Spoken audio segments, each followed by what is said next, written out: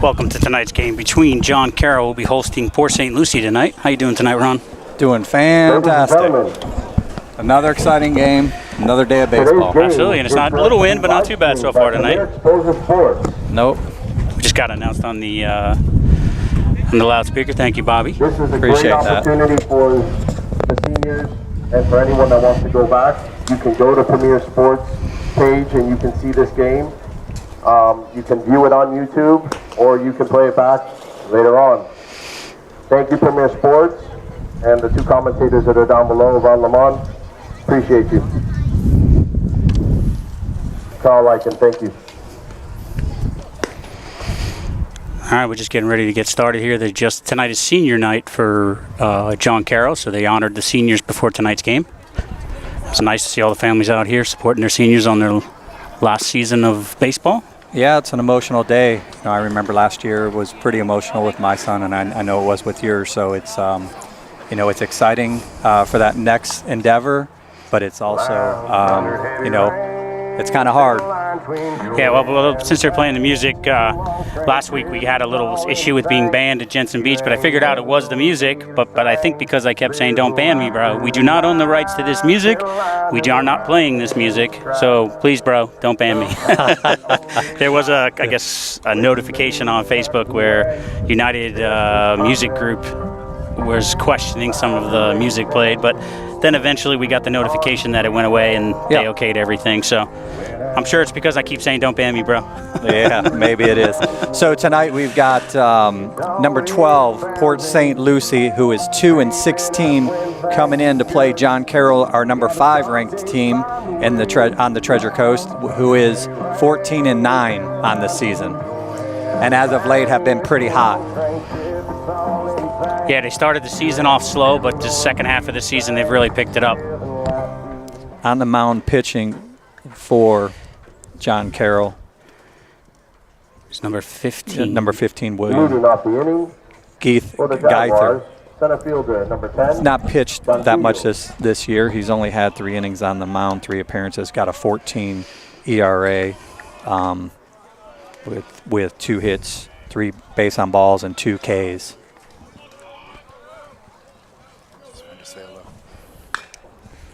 Fouled off. Strike 1.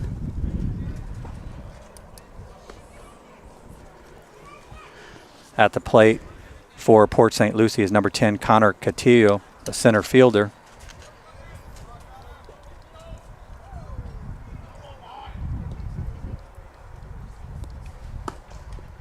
It's in there for a ball. 1-1. Connor coming into this game hitting .333 on the season.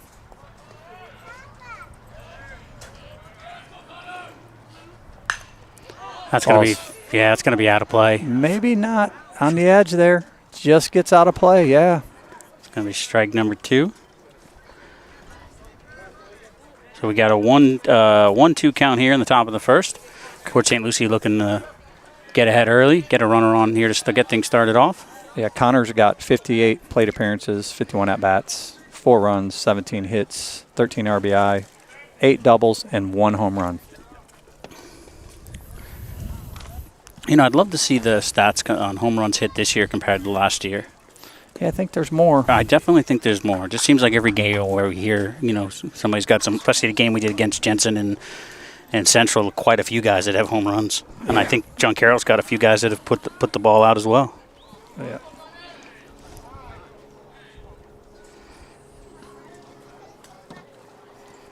I don't know if that's the hitters just having more power, changing the swing, pitching may be different. I don't know. But definitely seems to be more home runs this season than last. Yeah, we last year, had a pretty good pitching class that left. I do know that. It's going to be full count now. But again, man, definitely a lot more home runs, and guys are in the gym a little bit more. At least I hope they are. I hope so. Ground ball to shortstop. It's going to be safe at first. Yeah, that was a tough play going into the hole for the shortstop, and then he just threw it high. So we're going to have a man on first, no outs.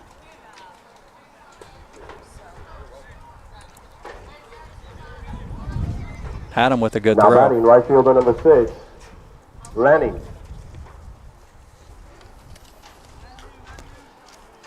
Next to bat for Port St. Lucie is number 6, Darren Lanning, right fielder.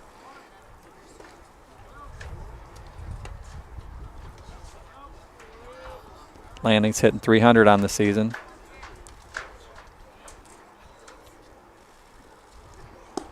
Ball low.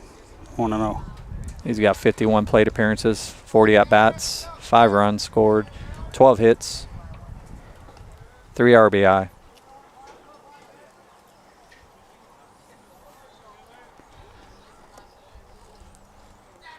Squares the bunt. Pops it up. It's going to be foul. So Port St. Lucie trying to get something started here in the first inning. Going a little small ball to start it off.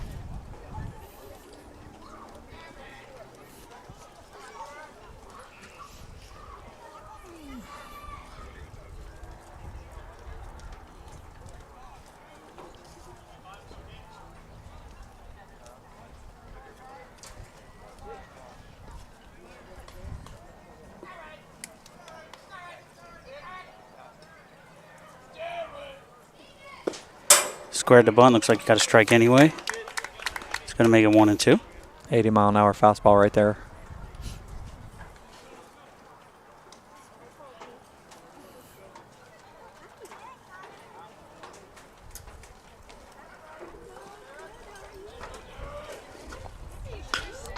It's going to be over.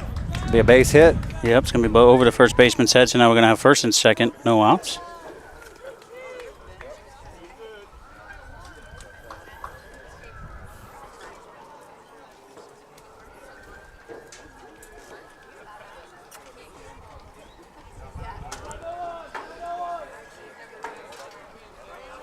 Now batting left fielder number 3, Kamani Wright. Got number 3, Kamani Wright, hitting. He leads the team in average. Hitting .396 on the season, 60 plate appearances, 53 at-bat, 11 runs, 21 hits, 5 RBI. Dropped one in there for a strike. 2 doubles, 1 triple. So we got first and second here, top of the first, no outs.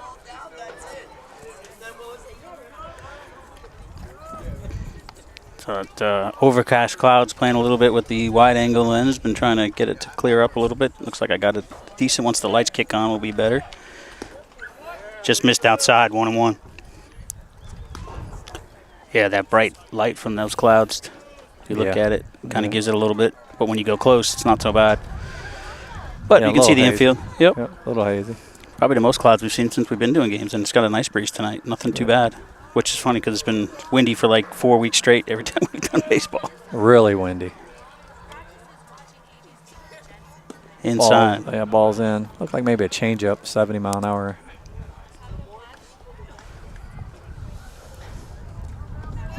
We also will be doing tomorrow night's game with John Carroll. They'll be playing at Jensen Beach. That should be a very good game to broadcast as well.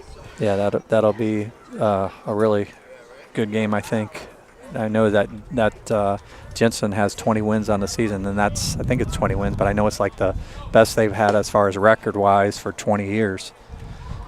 Yeah, I think they just dropped one the other day. I think it was Thursday or Friday of last week they dropped one, but they haven't dropped many this year.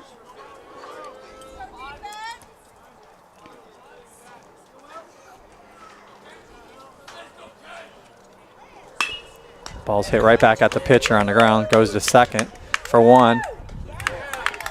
Gets only the 1 out. Safe at first. So we're going to have first and third 1 out. Fielder's choice on that. Yeah, it's not a bad call. At least get one of the lead runners. You're not going to do much with the player going to third, but you can prevent any sort of a big inning possibly by getting that. He kind of turned a little bit slow, though, on that when he turned to throw to second. Would have probably had him a little bit quicker, honestly. But the main thing is to get an out. Exactly. It's going to bring up number 26, Ryan Goosen. He's a first baseman. Taking off as a steal, fouled off, though. So 0-1. Runner will go back to first. Goosen's a senior, hitting .286 on the season. 54 plate appearances, 49 at bat, 4 runs, 14 hits, 2 RBI, 3 doubles. Port St. Lucie definitely came in with a aggressive game plan. They squared a bunt a few times. Just saw the first and first pitch steal. So it looks like they're trying to definitely get something started here in the first inning. Just takes off again. Ball gets away from the catcher. No go on the runner, so it's going to be second and third. 1-1 count with 1 out here in the top of the first. I was interested to see if they were going to throw through, but the catcher didn't catch that ball. Yeah. Because the runner at third definitely looked like he was ready to take off if that ball was thrown down. Yeah, ball got away from the catcher a little bit, but just not far enough to take that chance. Yep.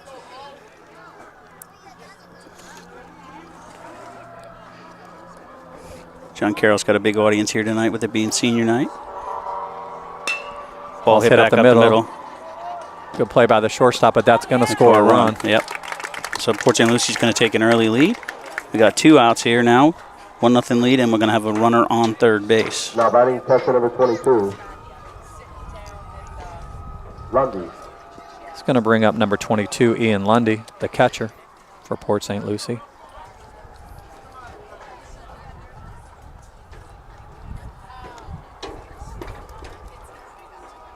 He's only had a few plate appearances this season. Ball in the dirt, 1-0. There's 3 plate appearances, 3 at bat, and 2 hits, 1 RBI. Oh, you know, he only had 3 at bats, but he's got 2 hits. That's yeah, taking advantage of the opportunity. That's for sure. Fouls that one off. It's going to be 1-1.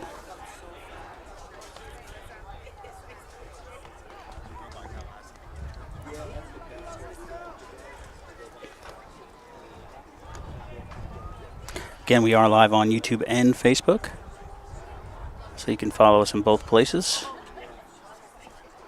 Best place to do it, in my opinion, is YouTube on your TV. For those of you that are going to have your son going into college, that's basically 9 times out of 10 if they're away. That's how you're going to watch their games anyway. Last pitch was outside for a ball. 2-1. I think you watch your games on YouTube too, right? On your TV? No, mine's on ESPN Plus. Oh, even better. Yeah. Ball's hit to the right fielder. Ooh. He makes the play. Yeah, just almost didn't make it, but reached back and got it for out number 3. So at the end of a half inning, Port St. Lucie's got 1 inning. John Carroll coming up to bat.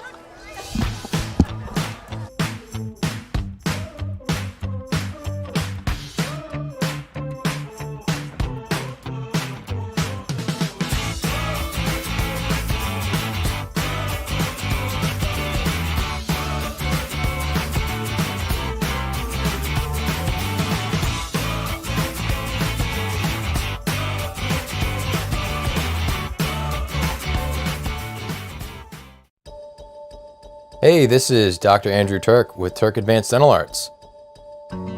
He's so fastidious with what he does that it's like there was no work done at all. Our vision is to change the perception of dentistry. Our goal is to create an enjoyable experience for you and your family at the dentist. At Turk Advanced Dental Arts, we accomplish that. I just happened to be driving along Map and saw Dr. Turk's office, and I thought, well, this is really close to my house. So I called and they got me in the very next day. Everyone was great. They were sweet. It's totally different experience than your normal dental office.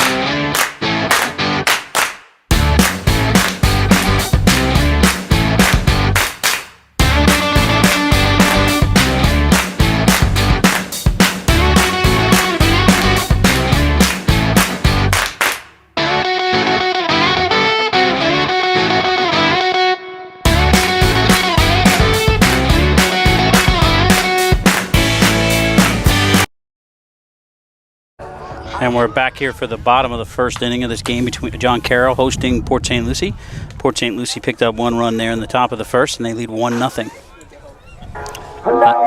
On the mound for Port St. Lucie is Chris D'Angelo. He's got a 5.43 ERA, 19.1 innings pitched. He's given up 20 hits. Let's see, 24 base on balls and 24 Ks. Number 1, Matt Correa. 1-to-1 ratio there on the strikes to walks. It's going to bring up number 1, Matt Correa, second baseman for John Carroll.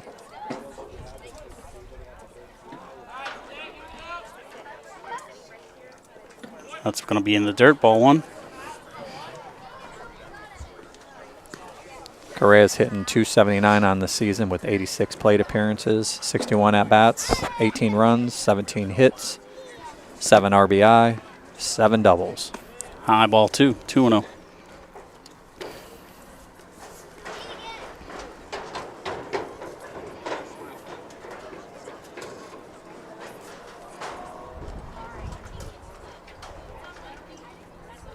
Swing and a miss, 2-1.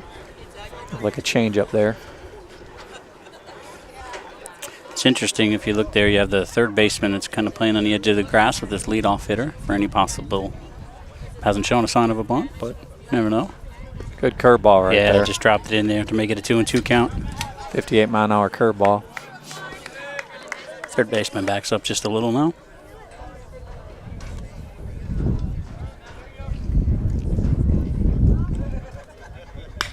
It's grounded to third.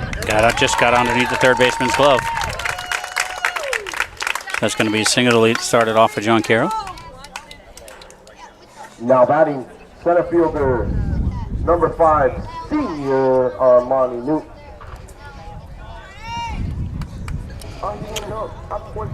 It's going to bring up number 5, Armani Newton.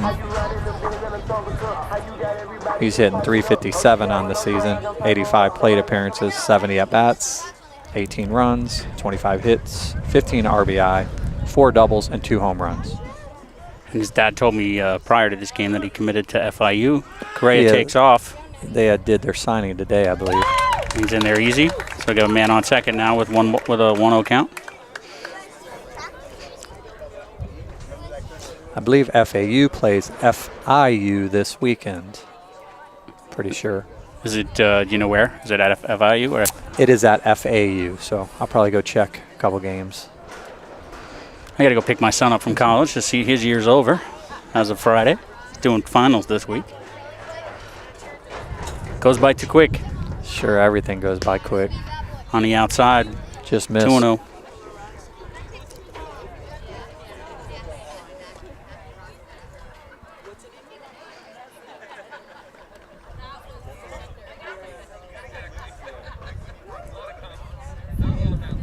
Another breaking ball. It's going to be 3-0. Runner's going to take off and get there gets easy. Away from the catcher. Correa's going to be standing on third with no outs.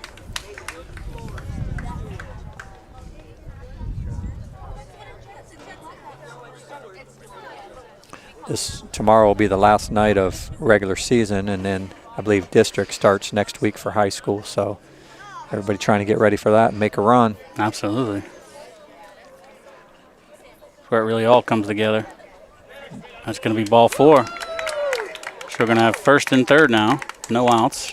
Start this bottom of the first inning for John Carroll.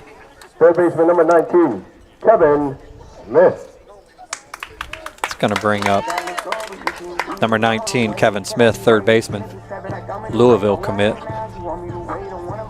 Hitting .358 on the season, 65 plate appearances. 53 at-bats. 9 runs, 19 hits, 16 RBI, 3 doubles, 3 triples, and 1 home run. Again, everybody seems to have a home run. Yeah. Good pitch right there on the outside corner, breaking ball. Right now, Port St. Lucie just looking to possibly roll 2. I know Armani at first there's got some speed, so they'd have to be moving pretty quick. Get him at second. See if they if he takes off here with this first and third situation. They've already done it. Time call by the batter.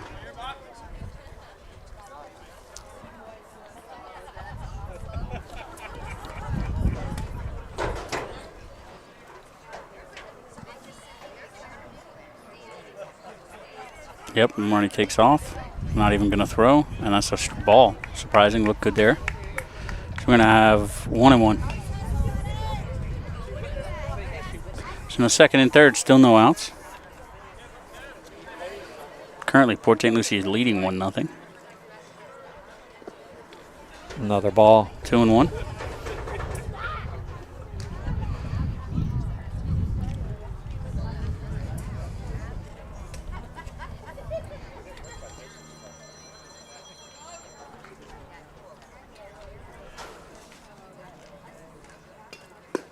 It's a nice pitch and a good big cut there for 2-2 count. Kevin really trying to do something there with that pitch. He swung over. He was thinking home run. He wanted a home run on the big field. He turned around on that swing and looked at me back here.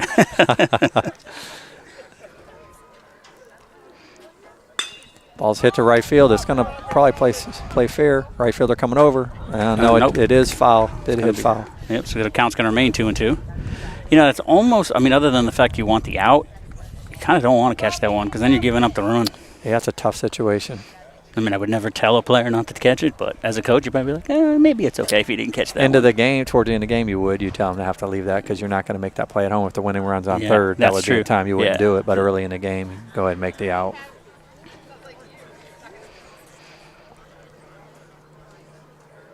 Curveball popped up to the infield. Catcher calls it. He makes the play. For out number 1. So we're going to stay with second and third here. 1 out, bottom of the first. Now batting, shortstop number 3, Grayson Cameron. They got the bat boys out here today. Logan Wydra. Logan Wydra, we're talking about you on TV, buddy. You got to be a little quicker next time. Yeah, definitely. A little quicker, buddy. He's had a lot of experience, this bat boy. He used to do it for me when he was younger. Well, he's definitely has the experience. Let's bring up number 3, Trayson Cameron, shortstop. Getting blocked by the catcher there for ball 1. Cameron's hitting, let's see here. He's hitting 328 on the season. 79 plate appearances, 67 at-bats, 12 runs, 22 hits, 12 RBI, 1 double. Low outside for ball 2, 2-0. So the infield not playing completely in, but they are up a little. Near the edge of the grass. Yeah, they're a little bit in. For anything sort, especially first base. Ball's hit to left field, kind of off the. Oh, that's going to be over. Yeah, got him. That's going to score. It's going to score at least 2, and we'll see where he's going to try for 3. He is. Throw over, and he's in there with the triple. Yep. So John Carroll gets on the board with 2 here in the bottom of the first, with 1 out, and we'll have a runner on third. Left fielder number 11, senior Grant Galuli. It's going to bring up number 11, Grant Galuli, left fielder, hitting 382 on the season, 81 plate appearances, 68 at-bats, 19 runs, 26 hits, 14 RBI, 6 doubles, 1 triple, and 1 home run.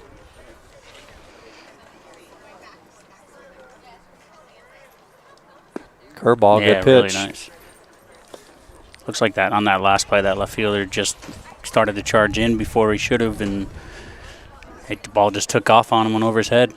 Yep. And the wind is kind of blowing right field to left field. It's not a very strong wind.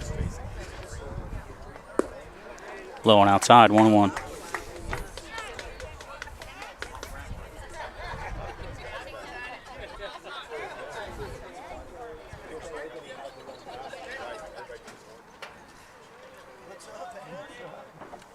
D'Angelo comes sets, delivers. Another curveball. Good pitch, just low. Yep, 2-1.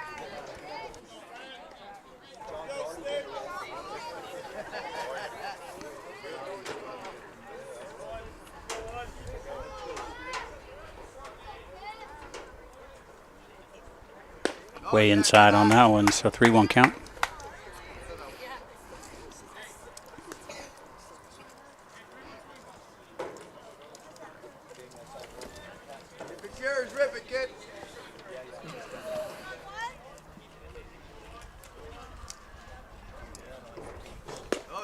Going to be ball 4, so we're going to have first and third, one out here, bottom of the first of a 2-1 game. Now batting right fielder number 16, senior A.J. Wydra. It's going to bring up number 16, A.J. Wydra, right fielder. Again, we don't own the rights to this music. A.J. Wydra is hitting .409 on this season, 58 plate appearances, 48 at-bats, 9 runs, 18 hits, 5 RBI, 2 doubles, and 1 triple. Throw over. Nothing there at first. First and third again, but now with 1 out. We'll see if they have any sort of play on here where they try to steal second. Maybe a hit and run. Try to prevent any sort of double play situation.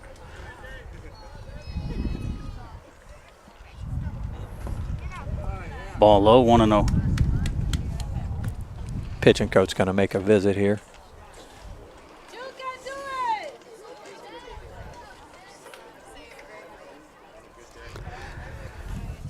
If you've been watching us at all this season, you've probably heard this before, but if you would like more information about what we're doing here at Premier Exposure Sports, you can visit us at www.premierexposuresports.com.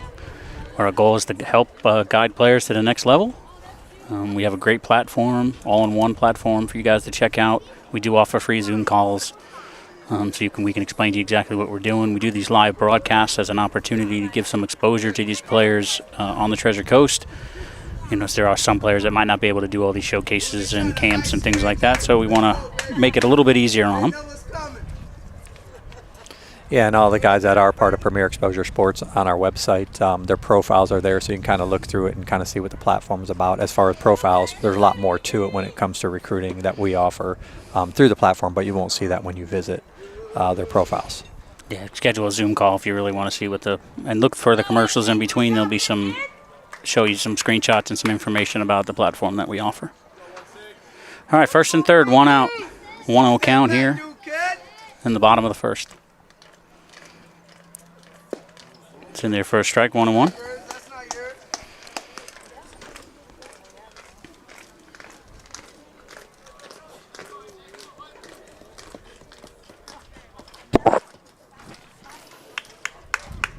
He's going. Yep. Swing and a miss. No throw there for second. So we're going to have a 1-2 count, second and third. You know, the good thing is with all these guys we do see coming through here at one time or another, you know, the majority of them have played for us or we've been involved in their baseball career in some way or another. I'd say probably about 75% of them. There's a single for a hit. That's going to score at least 2. The shortstop. Might get caught off there at first. No one there to cover. Yep. So that's 2 more for John Carroll. They're going to take a 4-1 lead here in the bottom of the first with 1 out. Now batting. So we're going to have a runner on first, 1 out. If you hear a pretty big audience behind us, again, it is senior night here for John Carroll, so I think John Carroll gets a pretty big audience in any game anyway, but yes, I think they're just extra vocal tonight. Sun creeping out here. Probably going to see some guys covering their eyes, especially if they're not used to playing on this field, which I don't think most of them are. It's going to bring up number 6, Egan Keeler. He's a pitcher getting some opportunities to swing the stick today.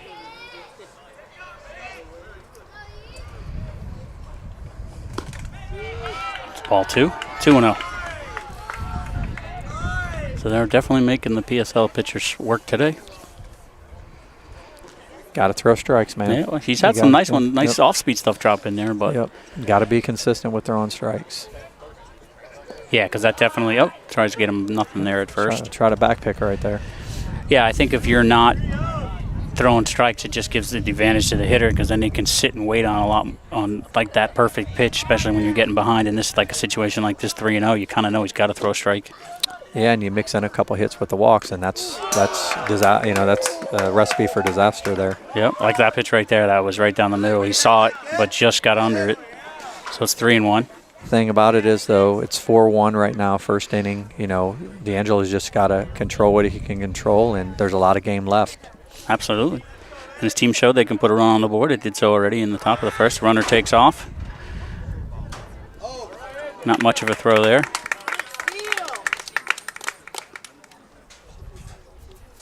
Umpire called that a strike. Yeah, full count was a good curveball right there. So we have a man on second, one out with a full count here. Port St. Lucie put one up in the top of the first, and so far John Carroll's put 4 up this bottom of the first.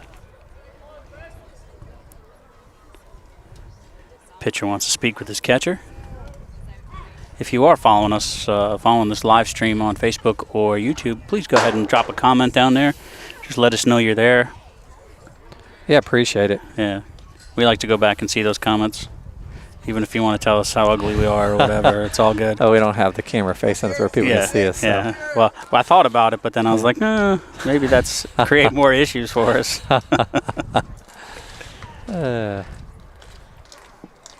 Again, full count, 1 out, man on second. Looks like we got 10 people. It's going to be strike 3 for the second out. Looks like we got 10 people watching us so far on Facebook. Facebook's a new platform for us. But we figure maybe more moms and dads and grandmas and grandpas and aunts and uncles might be able to see it on Facebook. Yeah, they can probably figure it out a little easier than going on YouTube maybe. Yep.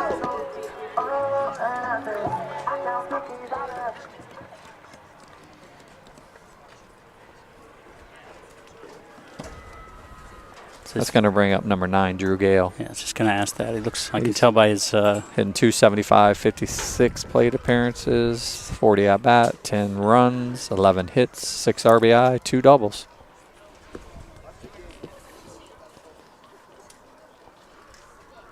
He played with my son last year, so I was like, I can tell by that swing. That must be Drew. Ball in the dirt. It's going to be 2-0. 2 outs here. Port St. Lucie looking to get out of this inning, limit the damage. They do. John Carroll has a runner on second. He's done a pretty good job of guys getting on first and then moving them over to second. And then some couple key hits to score 2 runs each on those hits. In there for a strike, 2-1. Again, I said it last week, I'm a Monster drinker, so if anybody knows any Monster distributors and they want to sponsor us, I'd be more than happy to. Yeah, I got to keep saying it. Maybe I'll get lucky one of these days. Absolutely. Nice curveball, but popped up to the shortstop right there, going back on it. And makes the play. That's going to end the first inning. That'll John retire. Carroll 4, Port St. Lucie 1.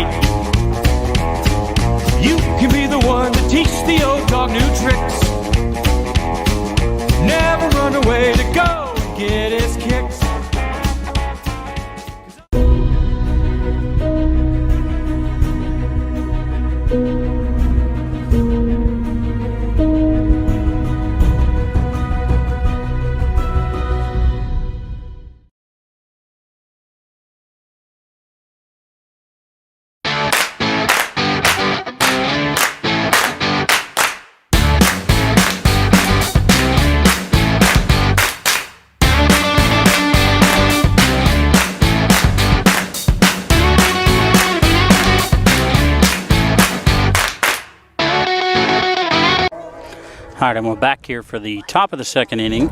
At the end of one, John Carroll has a 4-1 lead over Port St. Lucie. Batting for the Jaguars, leading off the inning, shortstop number 11, Jay Holland.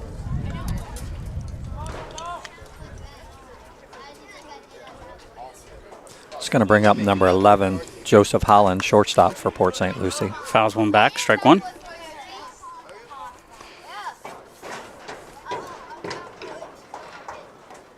Holland's hitting .275 on the season, 55 plate appearances, 51 at-bats, 4 runs, 14 hits, 3 RBI.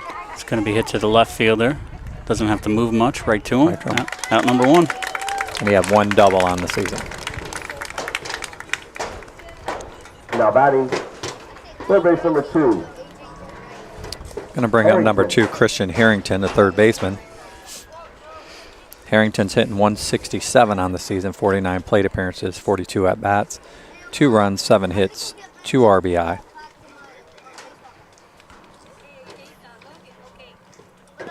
Outside ball one.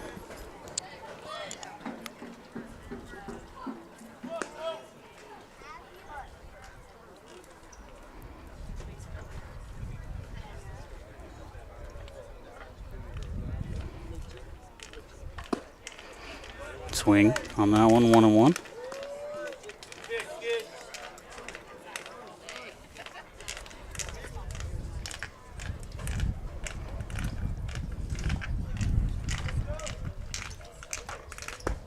Just low for ball 2, 2-1. Looked like a slider, 70-mile-an-hour slider right there.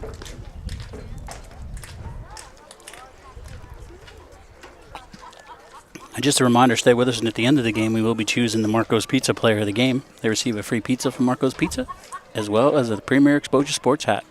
Here's a strike, 2-2. 77-mile-an-hour fastball.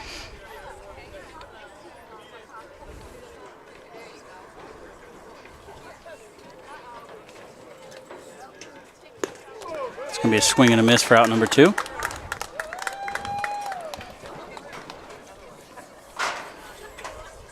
Two quick outs here in the top of the second. Now batting, DH number 40, Satafora. Going to bring up Nicholas Satafora. He's a DH. Nice pitch, dropped it right in there for a strike. Spatafora's only had 2 plate appearances this season with 2 hits. Another guy that when he gets his opportunity. Yeah. And the last one did that right. He ended up with a hit. Yeah. Let's see if this guy's got 0-2 count though. I like to see that. Guys are getting limited opportunities but making the most of it. Yep. Coaches will remember that. 1-2.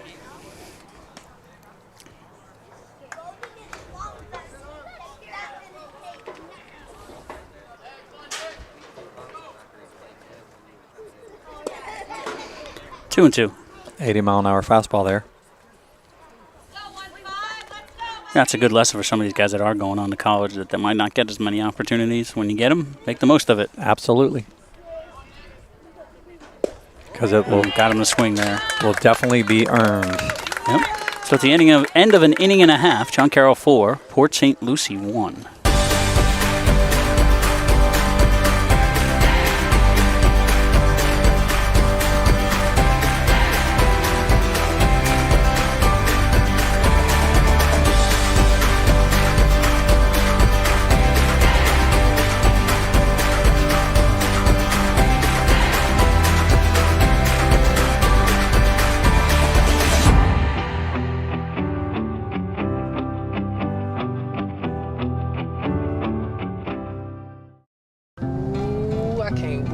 You home. Ooh, I'm gonna eat you up when you go home. Oh my goodness. Oh yeah. Can't wait. I'm just gonna bite you. Oh, baby, that looks amazing. Marcos, pizza lovers get it.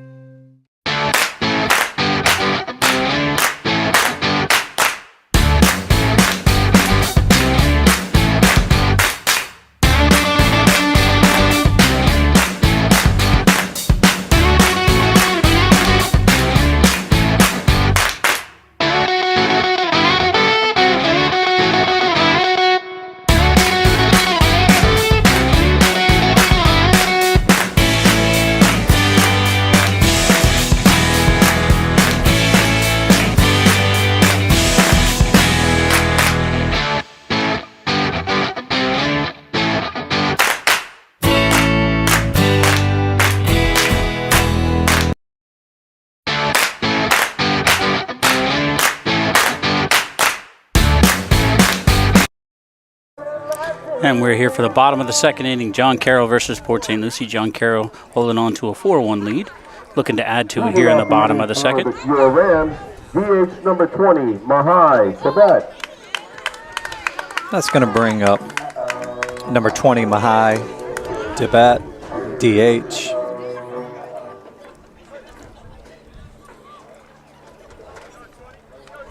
Only had 5 plate appearances this season. Drop that off speed. Looks like a curveball in there for a strike. It's the one pitch I got to say he's probably been pretty consistent with dropping it in there.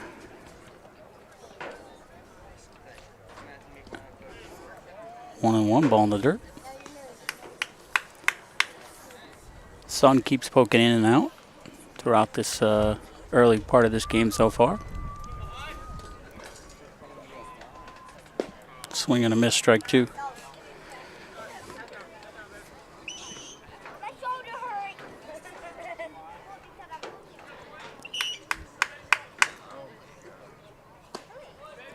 Just inside for ball 2, 2-2. Just missed.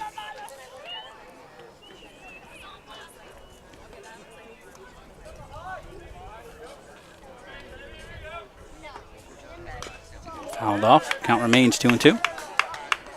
No outs here. Bottom of the second.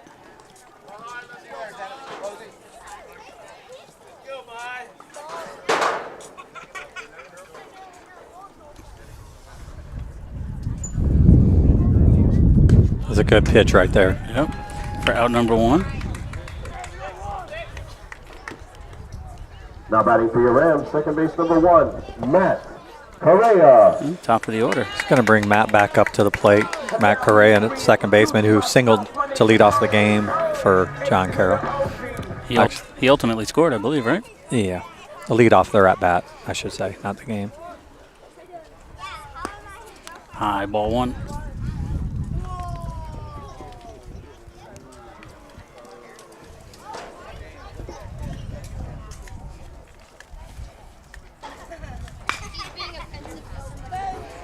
Fouled off a strike 1, 1-1.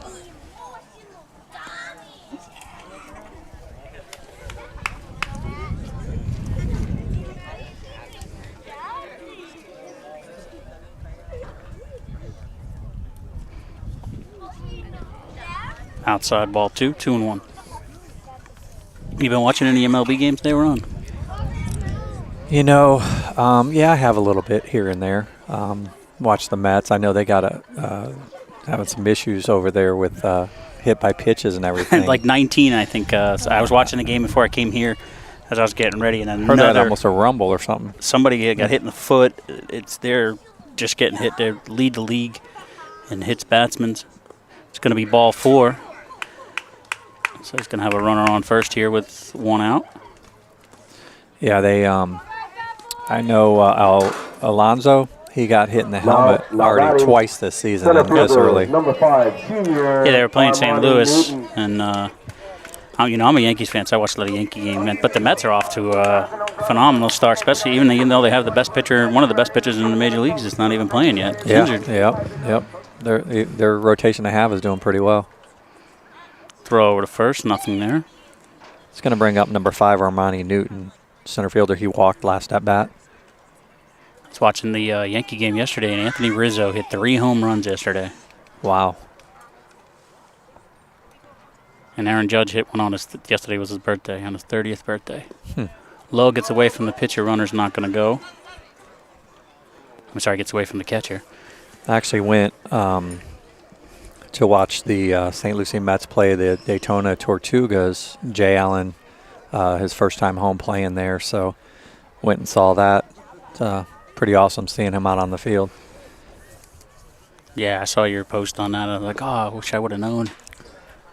I found out. Yeah, I realized it yesterday too. So it was, I was going to go watch Max Martzoff pitch.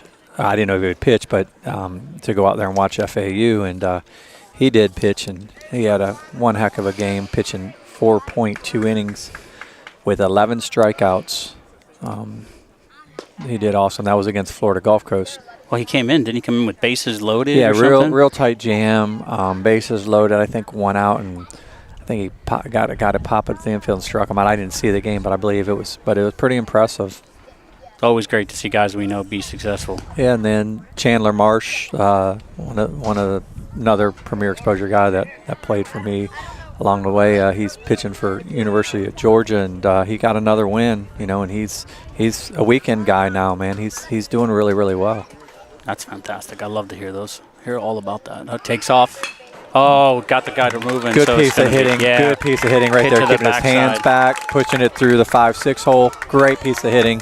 Except he just ran into the. No, he got under it. I don't know how he got underneath and that. They're going to score at home. Yeah. Just sleeping at the wheel there a little bit. I called that a little too soon. He kind of did a little dance around the tag and was safe. I kind of like the aggressiveness, although if he gets out as a coach, you're going to yell at him. But if it works, it works. So we're going to have a runner on second here with one out. John Carroll now has a 5-1 lead, being super aggressive on the bases. Every time they get somebody on first, seems like they looking to steal. And on that situation, he'd look to steal, and Armani Newton just hit it opposite field right in the 5-6 hole as the shortstop was moving. Yep. Going to bring up number 19, Kevin Smith, third baseman. Popped up to the pitcher last at bat. It's going to be a ball outside.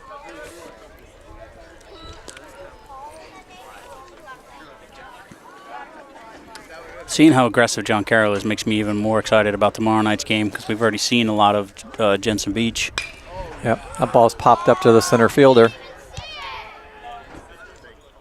Armani Newton fakes tagging. That's going to be out number 2. Now batting shortstop number 3, Trayson Cameron.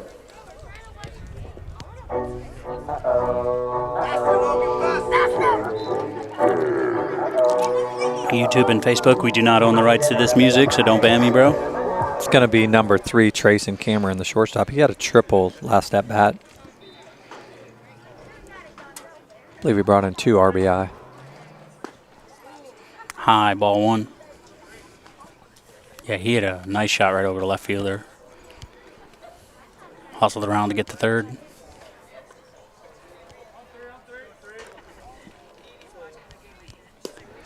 Ball 2. 2-0. 2 outs, man on second. And we're in the bottom of the second. Pitcher Chris D'Angelo for Port St. Lucie sitting about 73 to 75 mile an hour. Breaking balls look pretty good, dropping in there like 62. Newton takes off for third, and he gets in there. So again, another stolen base. Yeah, that aggressive base running by John Carroll.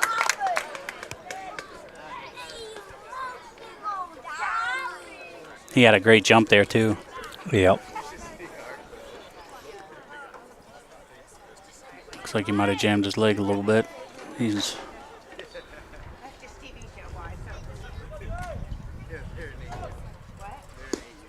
His good strike, 2-1. Good spot right there. Yep. Mid-zone, just on the outside corner. Yeah, didn't just try to throw it right over the plate. Open bases. See what he does here. It's got 2 outs. Ball's hit the left field. And that's the play. Kamani makes the play out in left field.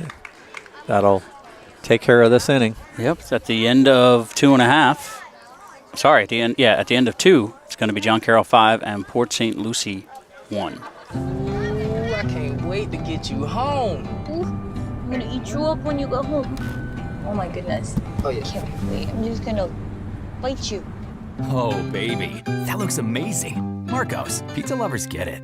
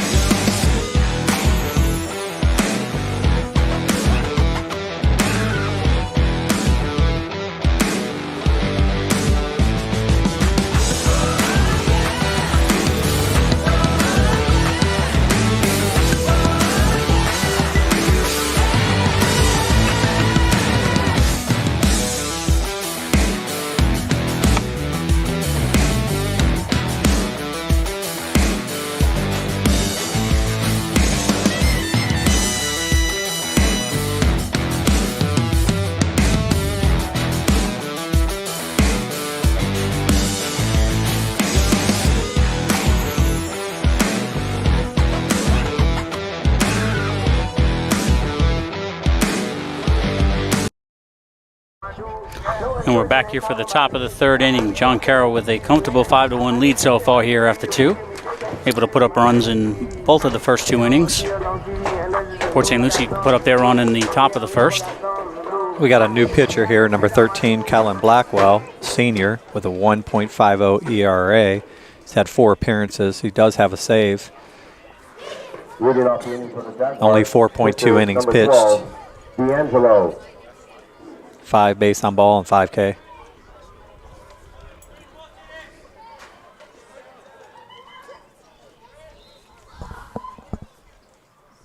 Foul back.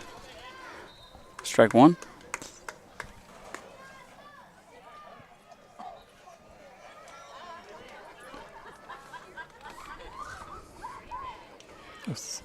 Number 12, Chris D'Angelo hitting. Swing and a miss for strike 2, 0-2.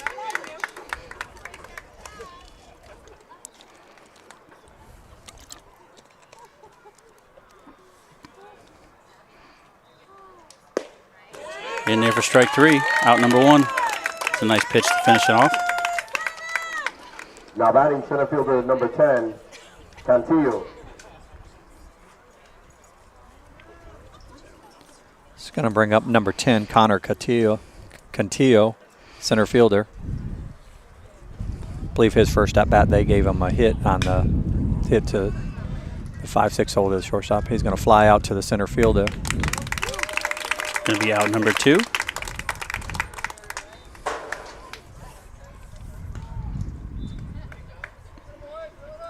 Now batting right fielder number 6, Lenny. Going to bring up number 6, Darren Lanning, right fielder. He had a single last at bat. Low ball 1. So other than that first inning, John Carroll pitching is basically in the second inning and so far here in the third of making quick work. Out there getting their outs quickly, not throwing a lot of pitches. That's ball 2 though.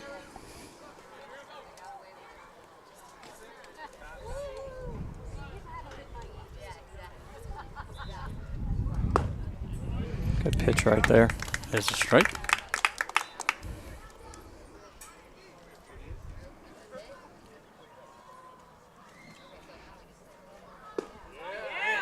.77 mile an hour right there.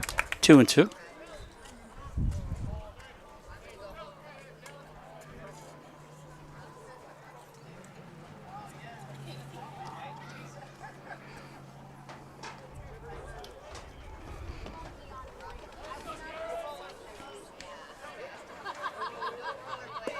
Outside makes the full count here, 2 outs.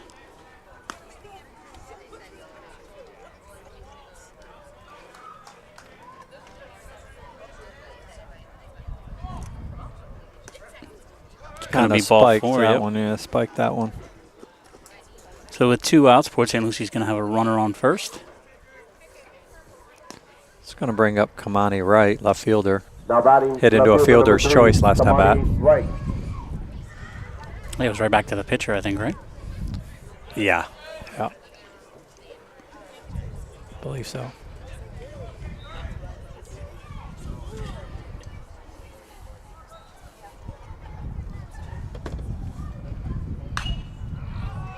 It's going to be a foul ball, and it's going to get in the seats. Yep. 80 mile an hour fastball right there.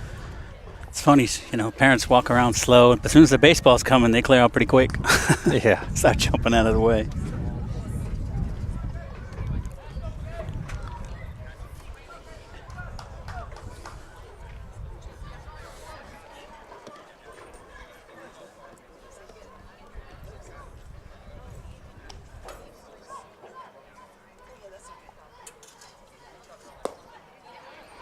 Ball, 1-1. You know, last night at that game, though, the one thing I will say is the showboating and the things that are going on right now in pro ball are, I couldn't even believe it. You mean like bat flips and things like that? That's going to be a hit. Yeah, good piece of hitting right there. Just right went field. the opposite field. So now we're going to have first and second here. Yeah, that, and then calling guys out from the bases to the other dugouts, and the one guy hit a home run, and I mean, he Now hit batting it, first base, number but 26. his bat flip, Dyson. I'm not exaggerating, was at least 15 feet high when he did it. He stood there and watched the bat and then, pumped down his chest at the pitcher before he went to base, did a circle. I mean, it's really bad. I keep going back and forth on whether it's bad or good because I think about football and I think they're just trying to make it more exciting for the younger generation to watch. But baseball's different, so there's a ball. Like I said, I don't mind in the moment doing a little bat flip or having a little special trot from the very beginning out of the box and stuff. But when it becomes, me, over the top, it's to me it's ridiculous. And be expected next time you step into the box, if you're going to be that guy, to take one, in the back. Yeah, exactly. Because, that's part of it. Maybe that's why the Mets keep getting hit. Maybe, I don't know. They do have some guys there to like the showboat a little bit. And at that level, they'll even, they'll go at your main guy just to make an example. Well, the one thing I do like that they're doing this year is similar to what they do in the NFL and the referee announces. The umpires are announcing reviews to the crowd. So they have a microphone on now. Nice. We got a 3-0 count here with 2 outs and man on first and second. Third baseman's going to come over and talk to his pitcher. I found I was watching the Yankee game. It was the first time I saw it, but when there was a review, the umpire came out and said it's under review, and then afterwards, after review, home run stands. And so I was like, I kind of like that piece of it. Yeah. And I can't wait for the shift to go away. I'm not a big fan of the shift. Although there's the other side of that. If the guys are shifting on you, hit it the other way. Right. But So my thought on that is, and real quick to answer our question, we had a question on social media as far as when's our next broadcast. Our next broadcast will be tomorrow night at Jensen Beach, John Carroll versus Jensen. And then if we're able to, we will be at district games also.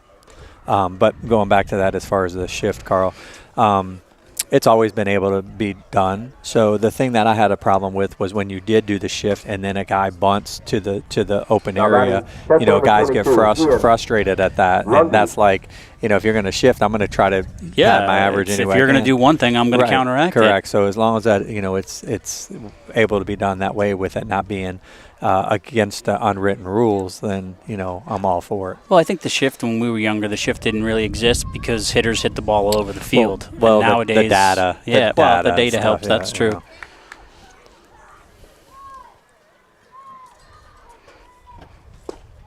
It's in there for a strike.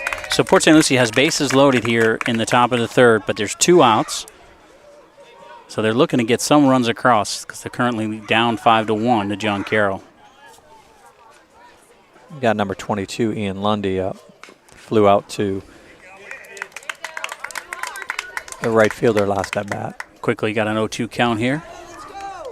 This is where a batter needs to fully protect and kind of just put the ball in play and try to force the defense to throw you out, especially with 2 outs.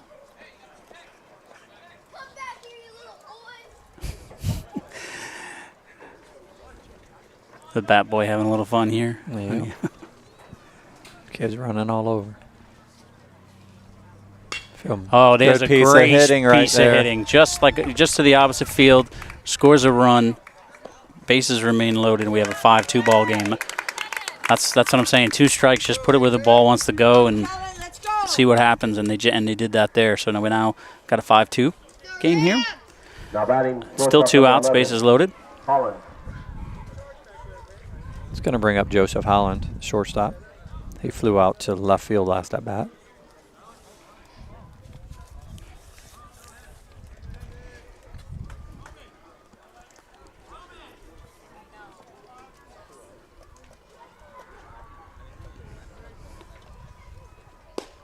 Strike on the outside corner. That was a good pitch.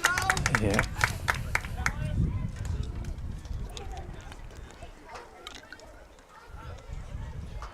Looks like they're going to do a courtesy runner or a pinch runner there at first base. Yeah, for the catcher. Get him ready in case he's got to get out here pretty quick. One hit can really get them right back in the game right here. Yep. Bases loaded, 2 outs. Got him to swing at that one. 0-2. Same situation we were in with the last batter now. You're 0-2. You just got to put the ball in play and almost kind of hope something happens.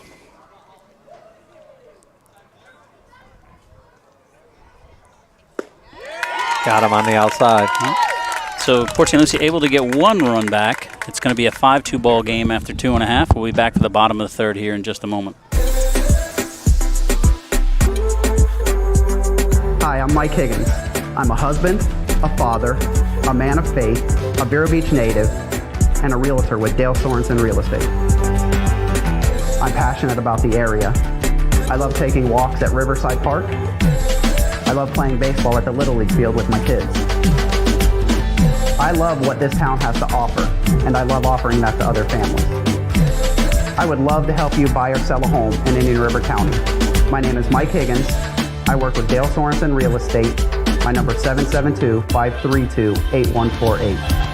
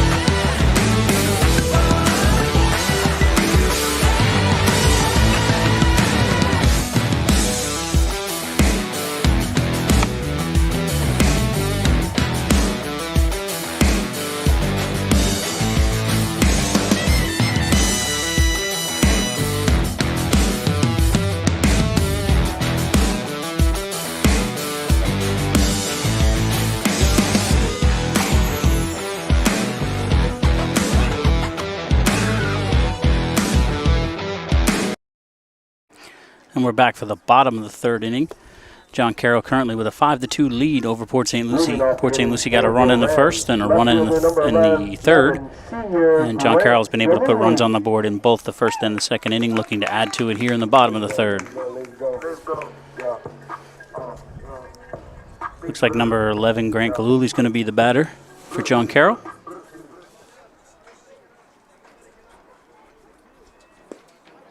Drops one in there for a strike. 0-1.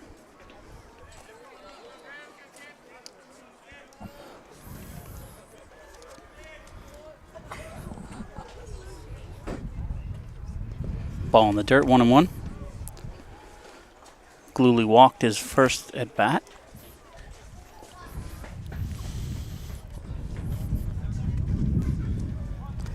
Wind kicking up here just a little bit. Minor gusts here and there. Tried to drop one in there, just left it up high, 2-1.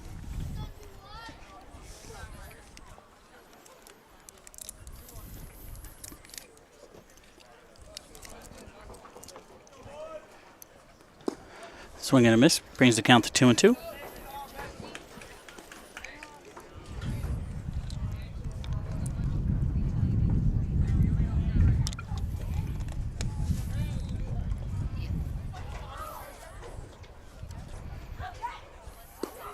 Full count.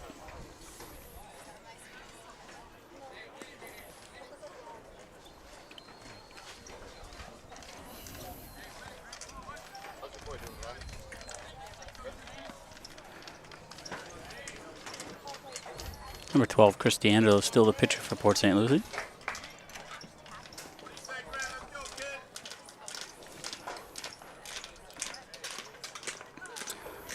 Drop 3rd strike. Oh, Threw the ball away. I think that's more on the first. I mean, he did throw it on the inside, so to throw on the outside, but I still think that's a catchable ball. Oh, for sure, 100%. So that'll go down as it technically is a strikeout, but we'll get on first base anyway. But still no outs.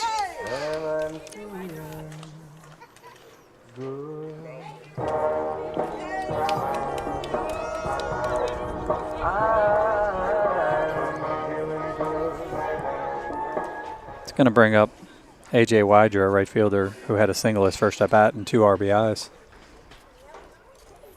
Runner takes off. It's going to be in there, no problem. Just going to have a runner on second here with a 1-0 count and no outs here in the bottom of the 3rd.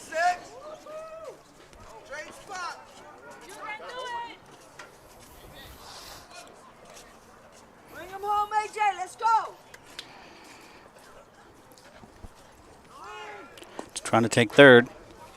Gets there, throws it away. It's going to go home. He's going to be up easy. Yep. So that's going to bring John Carroll's 6th run. Just threw it over the head of the third baseman, making it easy for him to get home. So we're going to have nobody on base here. 2 balls, no strikes. And now a 6-2 game here in the bottom of the third. It's a lot of the little things there so far this game that make the difference. They've had opportunities to score, but when you're giving up 3 runs, free bases and free runs will kill you.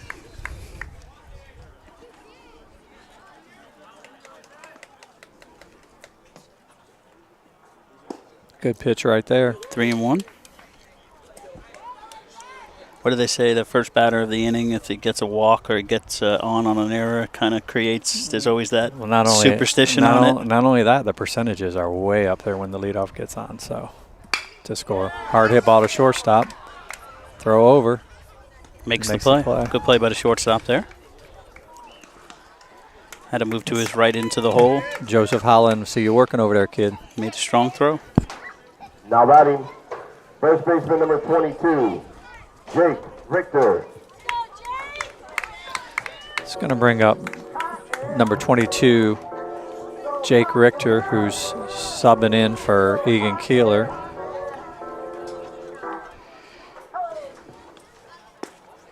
In there for a strike. 1 out, bottom of the third, 6-2 ball game.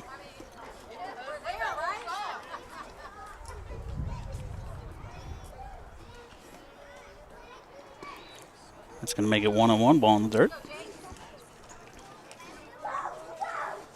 Jake Richter's hitting .294 on this season, 76 plate appearances, 68 at-bats, 13 runs, 20 hits, 16 RBI, 2 doubles, 1 triple, and 1 home run. He smokes that ball to left field. That's going to be in the corner. That's going to be at least 2. You're going to get in there with a stand-up double. Yeah. Nice hit, Jake. So men on second here, 1 out. That was a nice rip just down the third base side. Now batting, catcher number 9, senior Drew Gale.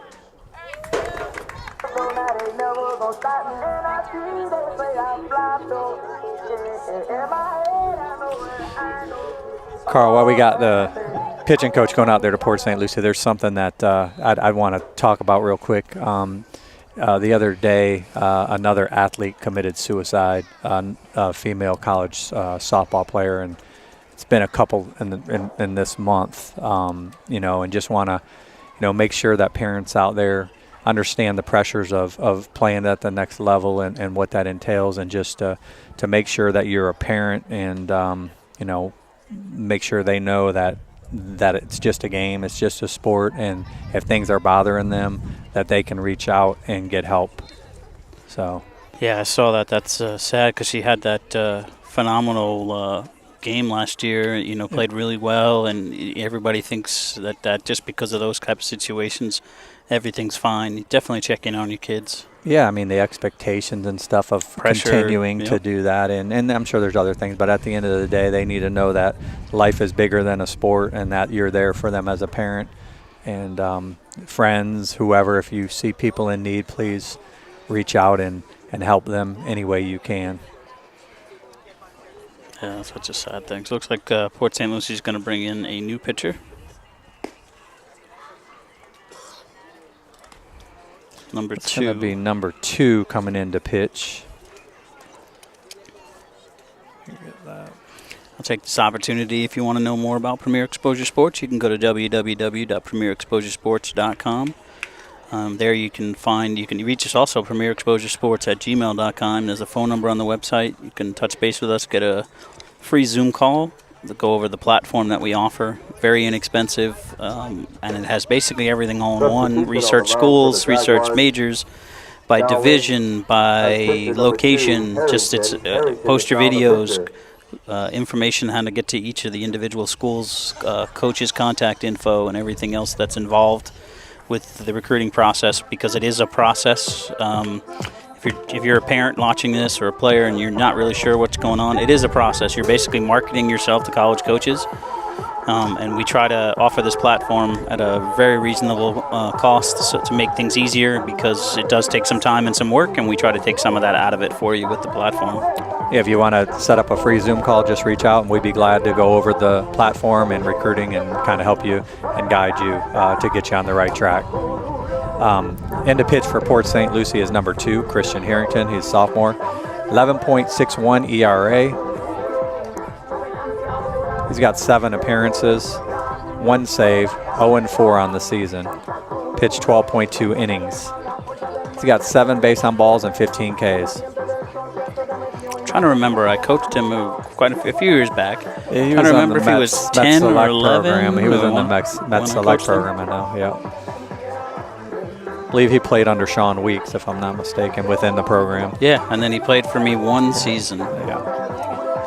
But it's always nice to see how they progress and move forward and get bigger and stronger. Yep, half the time I can't recognize him when I don't see him for a little while.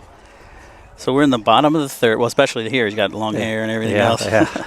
Bottom of the third, 1 out. It's a 6-2 John Carroll lead over Port St. Lucie.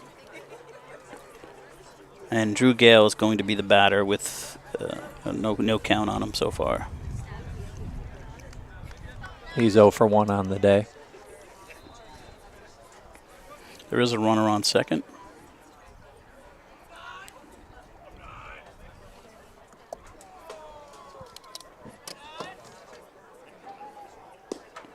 That's going to be low, ball 1. Again, if you're watching us on Facebook or YouTube, we'd love to read your comments, criticisms. Tell Ron how bad he's doing. Yeah. I like all that. Exactly. Tell me how great I'm doing. Exactly. Outside ball 2, 2-0. No, but seriously, if you got questions or comments, ideas to help us improve our broadcast, we'd love to hear them. The more interaction we have, the better. Yeah, and as far as the recruiting, we do all sports, so the platform's set up for all sports, baseball, girls softball. It doesn't matter what it is. Just want to help these kids get the best opportunity to get to, the best fit, and that's the key word, fit. Yeah, best fit is definitely the key for word. them, so that they can enjoy their 4 years of college, along with getting to play the sport they love and getting a great education. That ball's popped up. That may stay in play. Left fielder's coming a long way. I can't tell. Looks like that was caught. Yeah, it was that caught. Was a great play over there. Our view was blocked by the dugout there, so we couldn't see it. But the way it was thrown in, and the umpire made the signal. So two outs. Looked like that's Lanning out there. Maybe that got switched over to left field that made that play. It's hard for me to see. I'm he had to run a long way. And I know the bullpen's out that way too. So sometimes you're running the tarps and things over there. So yeah. It's gonna bring up number 20, Mahai Tibbert, DH, who K'd last inning, 0 for 1 on the day.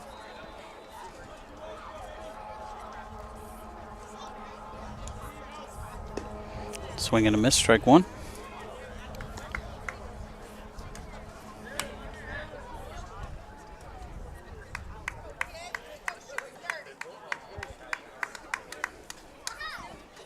Harrington comes set, gives a look to second base. Low, ball 2, ball 1, 1-1. He's gonna go for. Got in there under the tag. So it took a gamble there, trying to get to third, but got there. Yeah. The ball was there. I just think it was caught forward, and then the third baseman had to come back for it. So.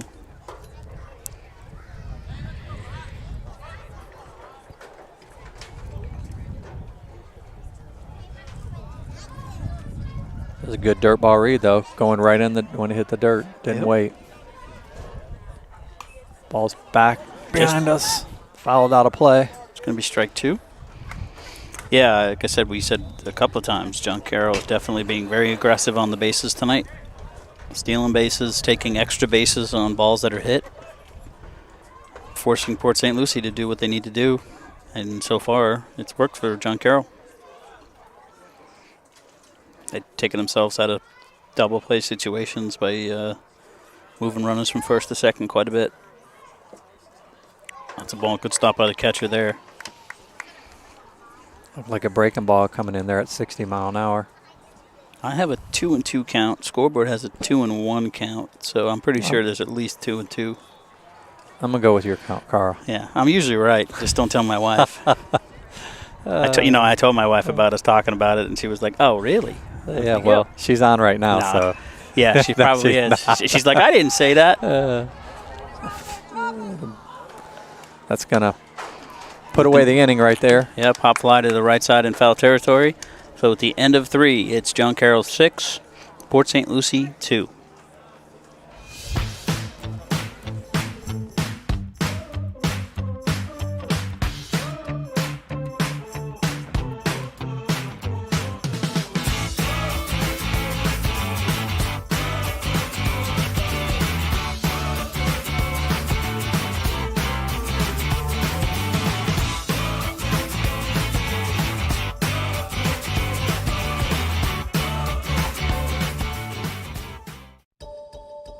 Hey, this is Dr. Andrew Turk with Turk Advanced Dental Arts. He's so fastidious with what he does that it's like there was no work done at all. Our vision is to change the perception of dentistry. Our goal is to create an enjoyable experience for you and your family at the dentist. At Turk Advanced Dental Arts, we accomplish that. I just happened to be driving along Map and saw Dr. Turk's office, and I thought, well, this is really close to my house. So I called, and they got me in the very next day. Everyone was great. They were sweet. It's totally different experience than your normal dental office. Ooh, I can't wait to get you home. Ooh, I'm gonna eat you up when you go home. Oh my goodness. Oh, yeah. Can't wait. I'm just gonna bite you. Oh, baby, that looks amazing. Marcos, pizza lovers get it. All right, welcome back to the top of the 4th inning. John Carroll with a 6-2 lead over Port St. Lucie. Port St. Lucie coming to bat, looking to add another run. They put a run up in the 1st and the 3rd. And John Carroll put a run up in at least one in every inning so far. 4 in the 1st, 1 in the 2nd, and 1 in the 3rd. John Carroll has 6 hits, and Port St. Lucie has 2. It's going to bring up number 2, Christian Harrington. He's on the mound. Who's on the mound now? Was playing third base earlier. He had a K his first at bat. Foul back, 0-2.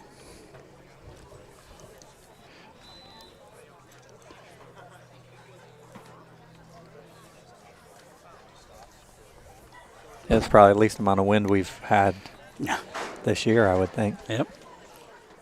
Occasional gust, but nothing too bad. Be another K. Good pitch right there. That's going to be out number 1.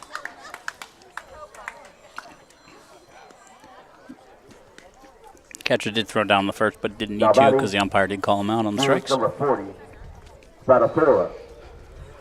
It's going to bring up number 40, Nicholas Spadafora, the DH. Man, I'm so glad you do the names. I get them messed up every time, man. I probably didn't even say that one right. Grounds back up the middle. Pitcher knocks it down, stays with it, throws it away. Oh, he should have He's taken gonna off. stay at You know, the first funny base. thing is, though, he should have gone to second because he might have gotten an interference call there. Second you run into a player as a runner, just keep going because that's the only way the umpire can give you the next base is if you're actually trying to go to the next base. But still got a runner on first here with 1 out. Right fielder number 12.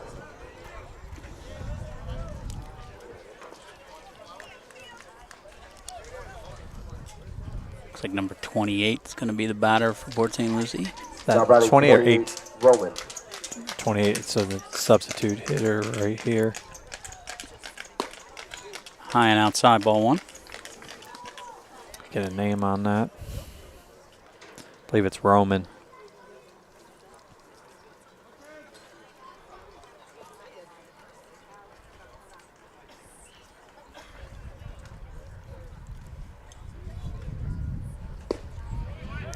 Good pitch on the outside corner. Makes it count 1-1.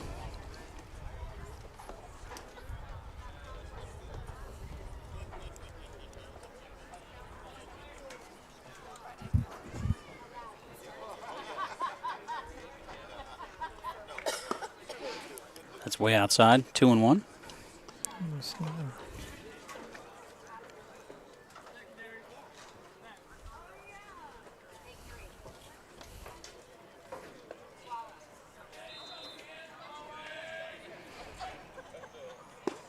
Three and one.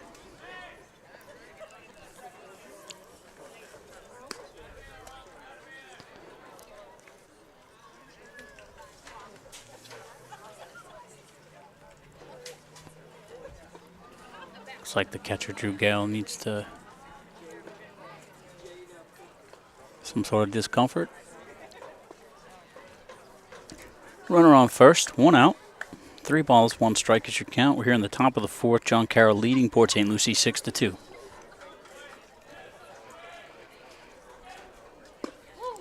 Makes the count full. Looks like this is Roman's first plate appearance from what I see, so I could be wrong. Yes, Carl, I could be wrong. I'm going to clip that and send it to Alice. Foul back, count remains full. No, seriously, I had that conversation with my wife. I was saying, don't yell at me that I said that. I was just kidding, you know. But she's got a good sense of humor, so she just laughed along with it.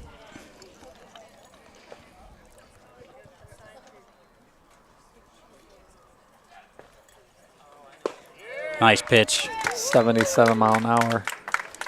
Right at the knees. Yep, it's going to be out number 2, so we're going to have a man on first here with 2 outs in the top of the 4th.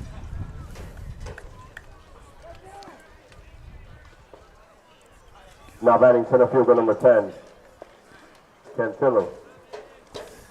It's going to bring up Connor Cantillo, center fielder.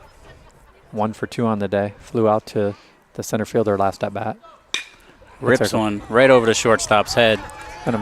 See if he goes for third. They're going to hold him. Oh, no, they send him. And they sent him late, so there could be a play at third. Nope, gets there in time. Well, Marty Newton came over from center, which is, wow, he went a long way to get that ball. So now we're going to have second and third with 2 outs here in the top of the 4th. Got to say, Port St. Lucie's definitely had some opportunities to put some runs on the board. They had bases loaded earlier with 2 outs. They only got 1 out of that situation. And here they are, second and third now at 2 outs. Going to bring up number 6, Darren Lanning, right fielder. Good piece of hitting would be hit it to the right side or just get it out of the infield. Get some runs aboard across. Has a base hit and a walk.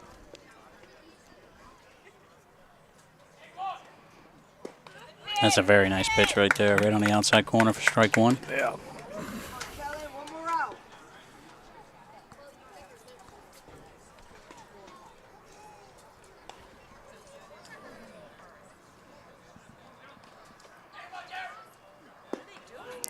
Outside for ball 1, 1-1. Almost the exact same pitch he got for the strike, just a little bit further out. So, kind of like that. First one was a strike, try to get him to swing at one that's not.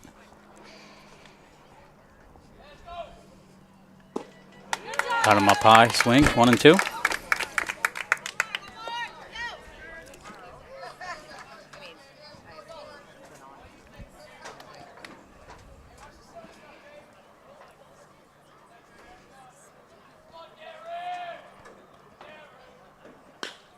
Puts it in play. Shortstop. Ooh, good scoop by the first baseman. Good scoop over there. Big play at first base right there. I believe that's Richter over there. Save the run. So we're going to head into the bottom of the 4th. John Carroll 6, Port St. Lucie 2.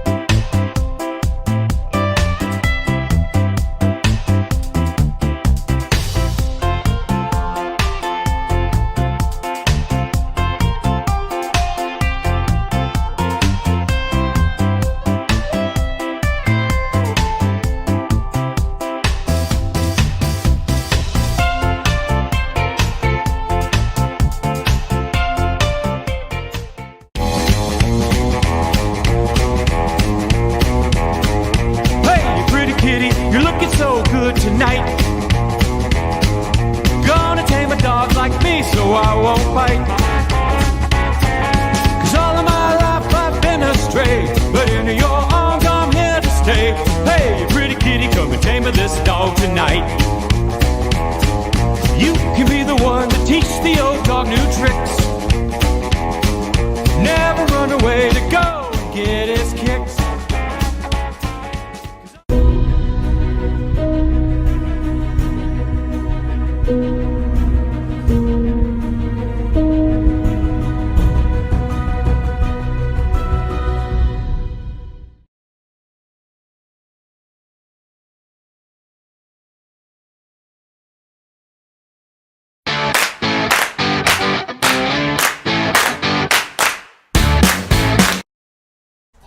And we're back here for the bottom of the fourth inning. John Carroll leading Port St. Lucie 6-2. Sun is definitely going down, and one thing we've known in the few games we've done here is there's always when are they going to put the lights on? We're almost getting to that point where it gets pretty close to where it's like, okay, now a couple times. And I know the change in time, daylight savings time thing does mess it up, but you figure they would, after a while, they'd figure that out. When we go to the individual schools, they're responsible for it. So, but here it's the county. Got number 17 hitting here for John Carroll.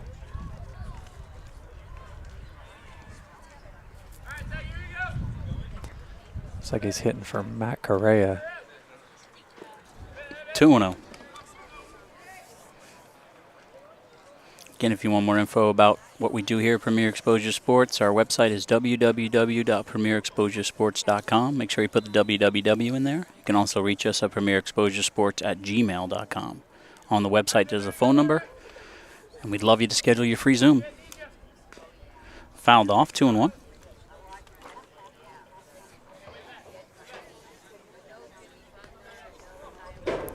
We're coming here to the end of the regular season. Ron mentioned it earlier. Next week starts district. And we have to do some minor research just to figure out if we're allowed to live stream district games, because we'd love to. But we're not sure if the rules change. We know they change when they go into, the states or that kind of thing? I believe it's regionals. Yeah, regionals. We know that there's, I think there's... This is number 17. Hitting right now, Taggart Cameron, freshman.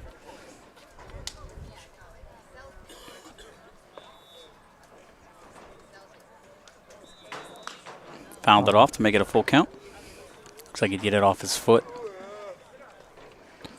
Taggart's hitting 184, 41 plate appearances, 38 at-bats, 4 runs, 7 hits, 8 RBI, and 1 triple.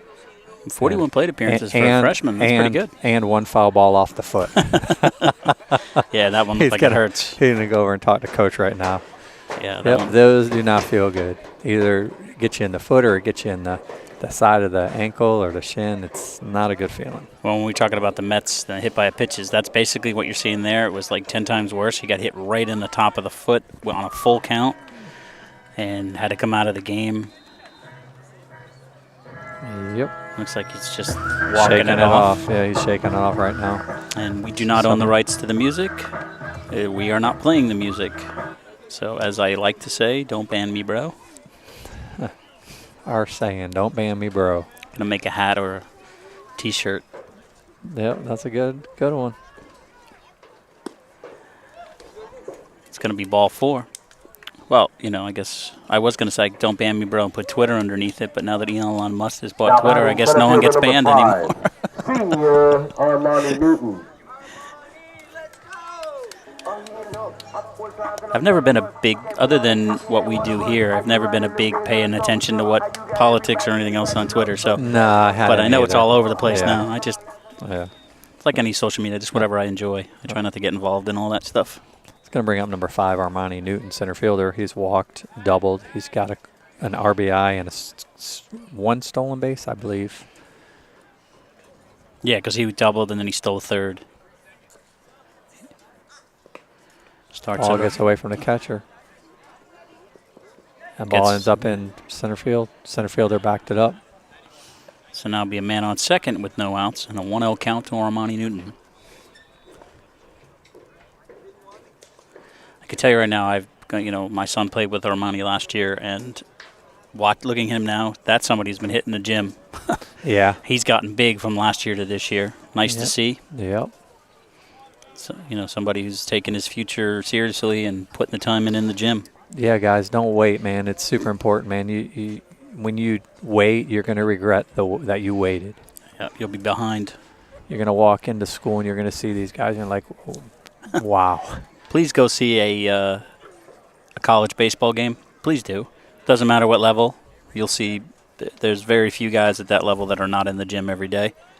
Most schools actually require it. Yeah, and the thing is I hear things from these high school guys. Well, I'm in season, I don't work out. Guys, they work out. It's a different workout, but they work out all year through the year. Every day. Every day. My son's in the gym every day. He just texted me before. He says I haven't been in the gym all week because it's finals week, but other than that, he's in the gym every day. That and eating right, taking care of your body. Yeah, honestly, the eating right part is a good one because a lot of these kids don't know how to eat right before they go to college.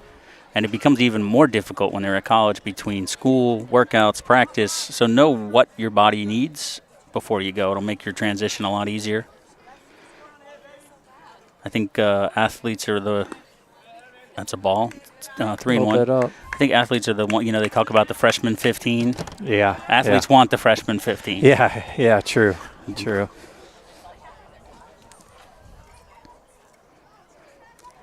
Runner on second, 3-1 count here. Bottom of the fourth, no outs.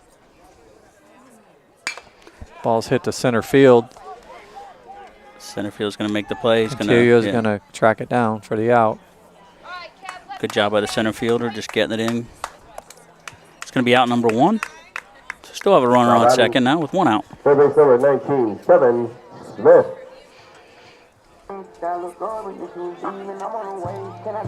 The other thing is, guys that are sophomores, maybe for a freshman, sophomore, even juniors, even if you're verbally committed at this going into this summer, these coaches that are there out watching you, they're not only looking at your playing ability, they look at you. If they were looking at you last year, they look to see if you've gotten stronger, if you look bigger. So it's important. There's that look you need to get to be honest with you. You need to build your body. They're signing you, verbally committing you based off of projections. Yep. So they want to see that their projections are right, that you can get bigger, that you can get stronger. So they want to see progress. It doesn't mean you need to go from nothing to the Hulk in 1 year, but they do want to see growth and, just different body styles. And we understand that, but you have to get into a routine, get used to going to the gym. Yep. Number 19, Kevin Smith's up. 0 for 2 on the day. Outside ball, too. They're looking for the complete package, So work hard, grind hard, and understand that the grind's going to get 10 times harder at the next level. So if you're struggling with the grind now in high school, it may be an issue when you get to the next level. In their first strike, 2-1.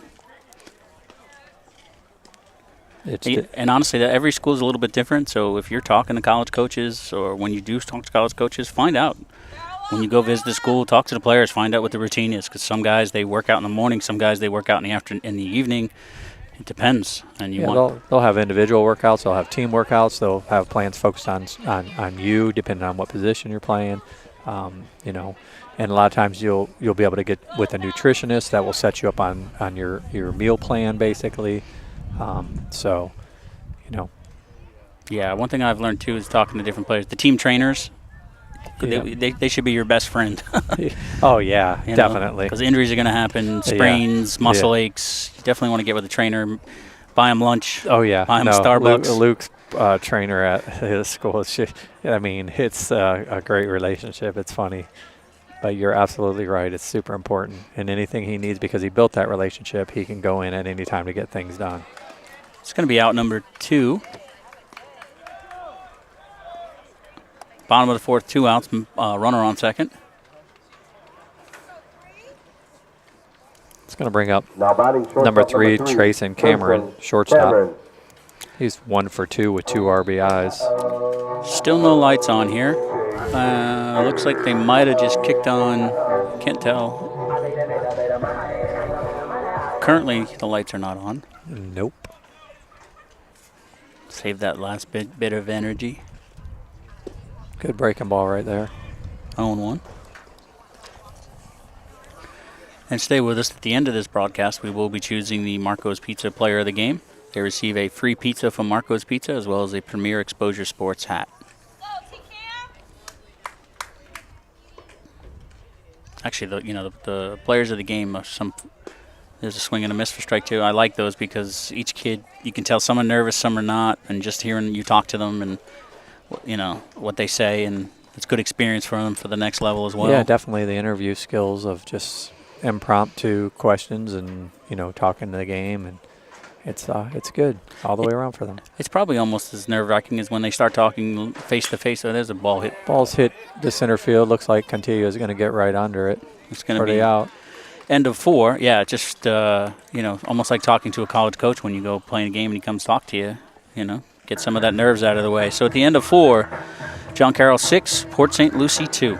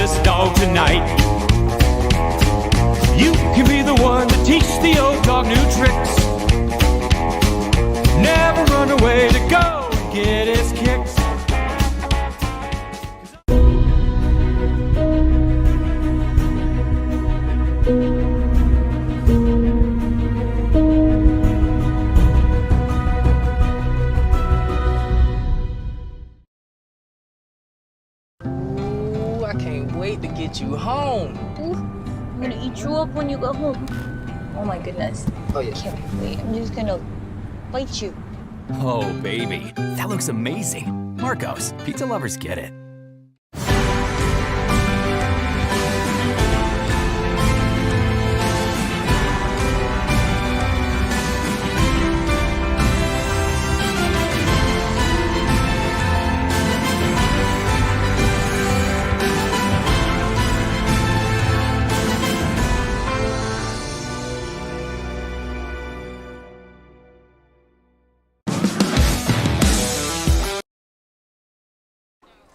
And we're back here for the top of the 5th inning.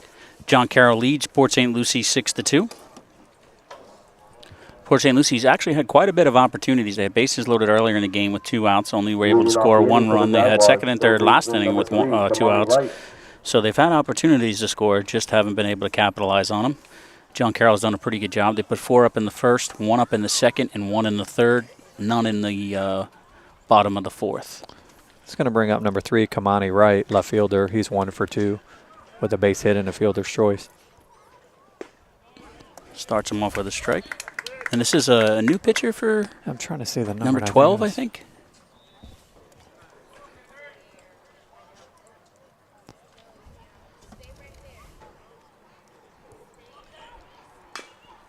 Fouled off. Yep, 0-2. That's Cooper Grimes on the mound, senior. Having a heck of a year. .77 ERA. 3 wins, 2 losses. He's got 9 appearances. .77, that's really good. Gets a hold of that one, puts it out deep. Left fielder did a great job of tracking it down, turning his hips, was leaning one way, turned around and made that play. That was a great play by the left fielder. Cooper's got 27.1 innings pitched this season. He's given up 18 hits, 13 runs. He's got only 8 walks with 34 Ks on the season. Now batting first base, number 26, Geisen.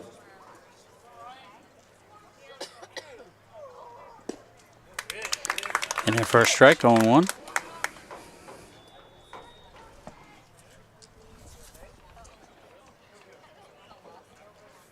The lights are finally on here. You can see there. Outside corner for strike 2. Number 26, Ryan Goosen's hitting. First baseman. He's 0 for 2 on the day.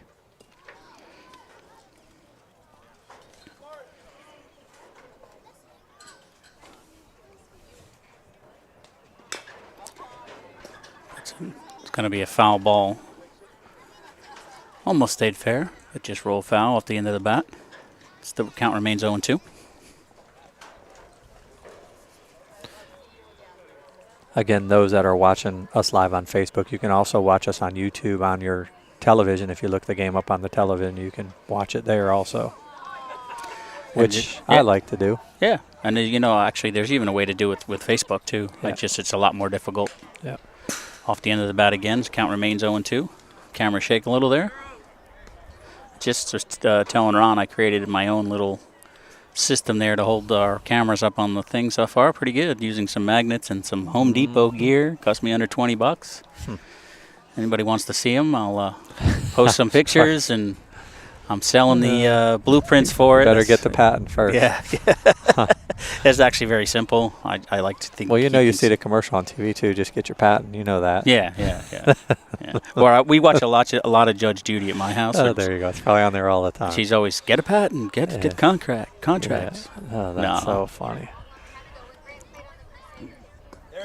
Good pitch right there. It looked like a slider, 72, 73 mile an hour right there. It's going to be out number 2 here in the top of the 5th. Yeah, that's actually one of the hardest things, especially when you're using cell phones, is to keep it there and be able to maneuver it easily and harness it to the fence. I've had a couple of different versions of it over the years, but I like the one I just came up with earlier in the week. We'll see how it goes. It's going to bring up catcher Ian Lundy. He's flew out to right field and's got a base hit.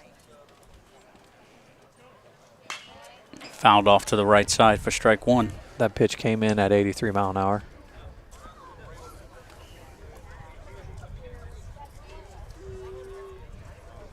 John Carroll has 6 hits, and Port St. Lucie has 2, according to the scoreboard.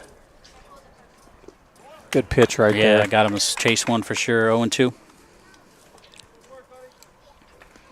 If anybody knows the score of the Yankee game, if you would drop it in the comments, I'd appreciate it. Thanks.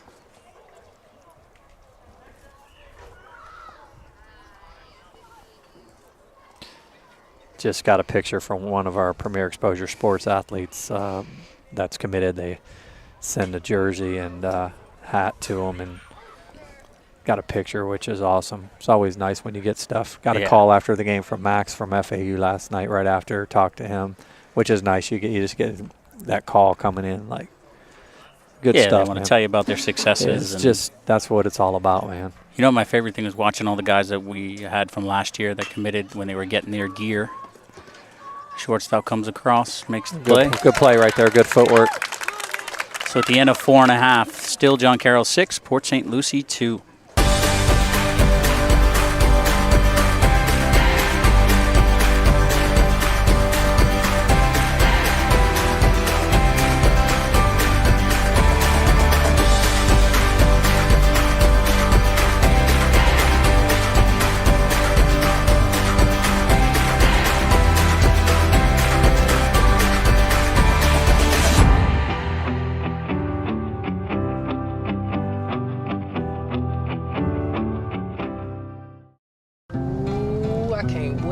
You home. Ooh, I'm gonna eat you up when you go home.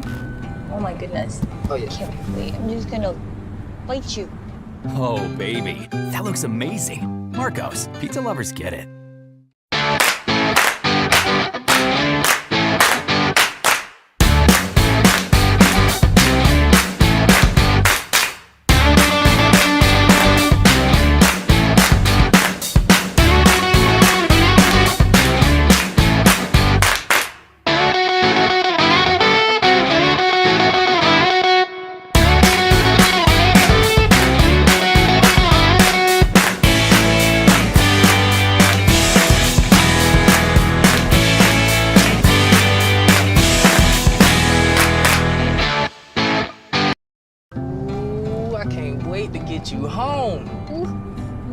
up when you go home. Oh my goodness. Oh, yeah. Can't wait. I'm just gonna bite you. Oh, baby, that looks amazing. Marcos, pizza lovers get it.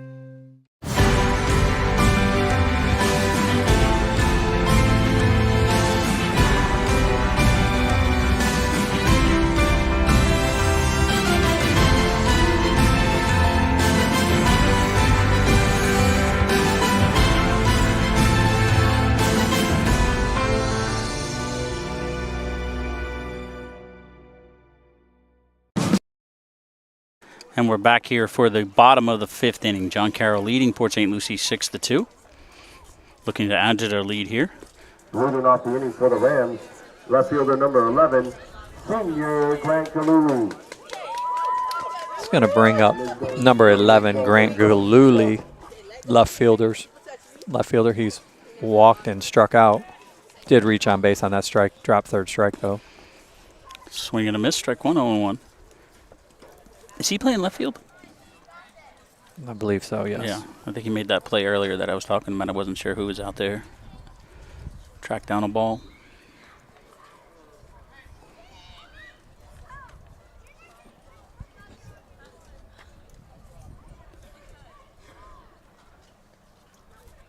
It's funny how everything gets quiet right before a pitch. Yep.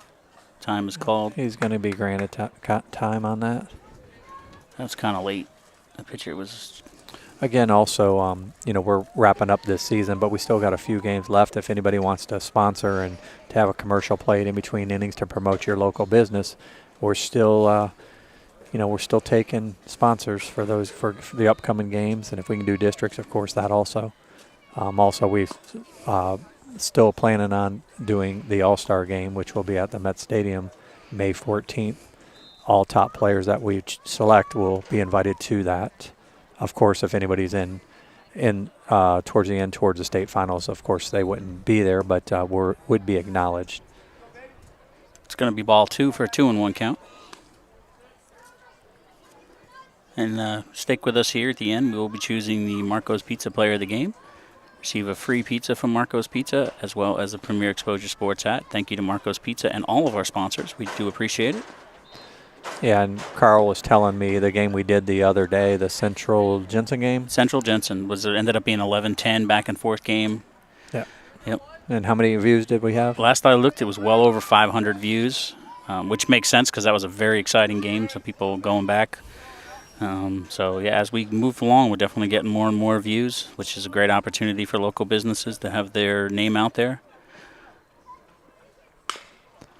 We can run specials on there for you that people that watch, they can mention the feed when they do it to maybe get a secret special that you might offer or whatnot, different things for your businesses that we can do. And if anybody wants to be the scoreboard sponsor, we'd appreciate that. So whenever we mention the score, it can be whatever the Carl Eichen or the Ron Lamond or whatever your business name is, scoreboard update.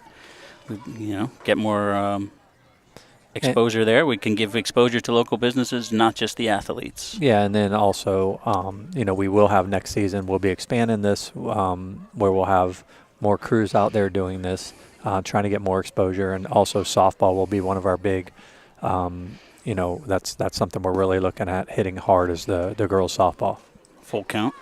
Yeah, I mean, with the one softball game we did, Jensen at Martin County, that was a lot of fun. That was a fast-moving game, and it was a lot of fun. Harder to announce. Very harder because it moves so quick. Trying to get everybody's stats and everything involved in that is just a lot quicker. Not as long of a walk from the dugout to the home plate to hit. Different things that make the game a lot quicker as far as even time. It is a faster game in general, but it is a faster game to broadcast. Even just calling the game because the field is so much smaller that plays happen so quickly. Yeah.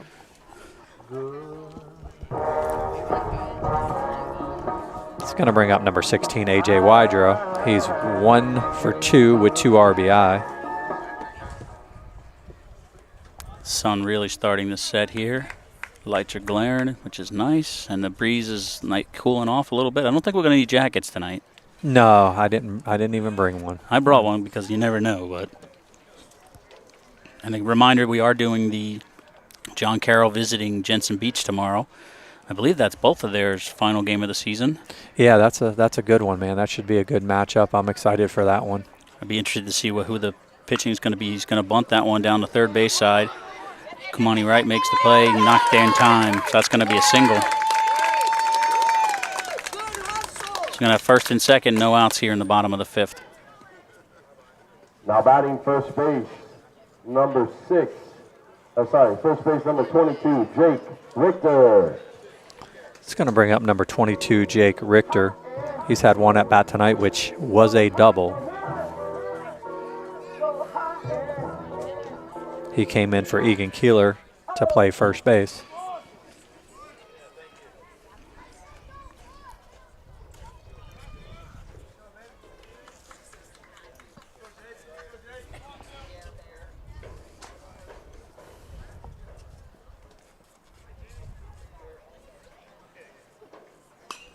Foul back, almost directly behind us for strike one.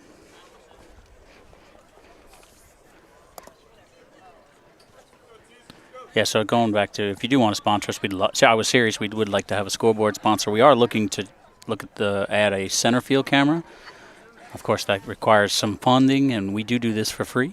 So everything you see here so far, other than our sponsor, Yep, got a steal, and then they're going to steal second also on that play. Safe all the way around. So double steal. So John Carroll continues to be very aggressive on the bases, which should be an interesting thing to see tomorrow, because I know Jensen likes to do a little bit of that too.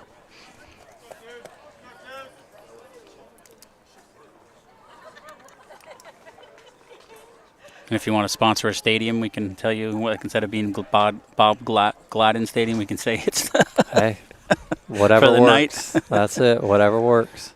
But yeah, I'm looking into the technology to add a center field camera. That's probably the hardest because of the distance, and I think I've got it figured out.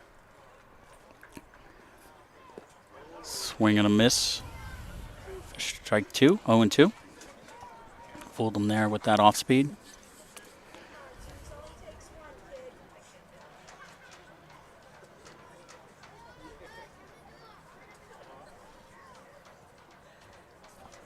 Harrington comes set. Good stop by the catcher. Yeah, spike that one. So we got 1-2 now. John Carroll with a good opportunity here with no outs, second and third, to add to their lead. They currently lead 6-2 on the Carl Icahn scoreboard. Ground ball to shortstop. They're going to let the run score and go for the out, which is the right thing to do.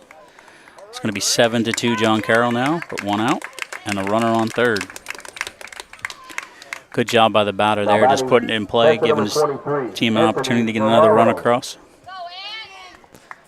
It's going to bring up number 23.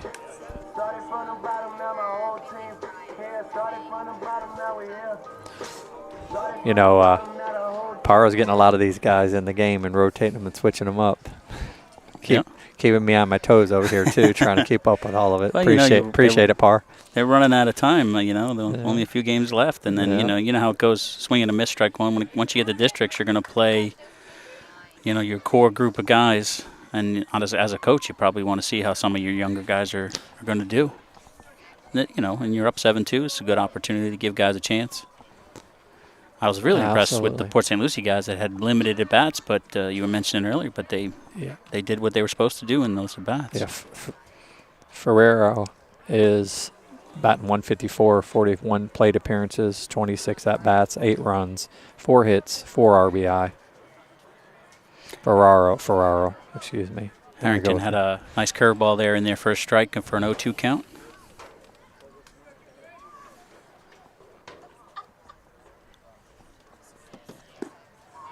It's going to be ball 1-2.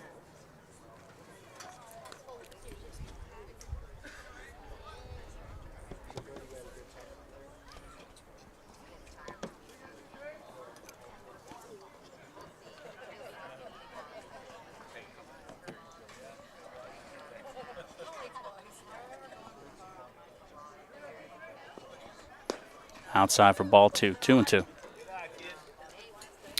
And, I do have parents come over when we're off of the mic and ask what their kids are throwing.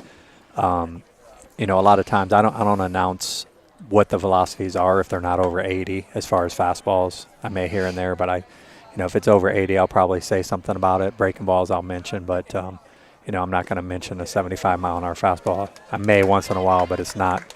It really needs to be over 80 before I start talking about it. So that was a hit by a pitch. Just grazed his arm. So it's going to be first and third, one out. Mahai Tibet. The guys that are over 80, that makes sense. And what? A lot of times we'll talk about a pitcher for sure if they're hitting their spots. That regardless. Oh yeah, definitely. I'm still gonna. Yeah. Regardless, if you have good stuff, we're gonna mention it. So, because I can tell you right now, college coaches, if you already have control, even if you're not at the level of velocity they want you at, they love to see control. Big swing and a miss for strike one.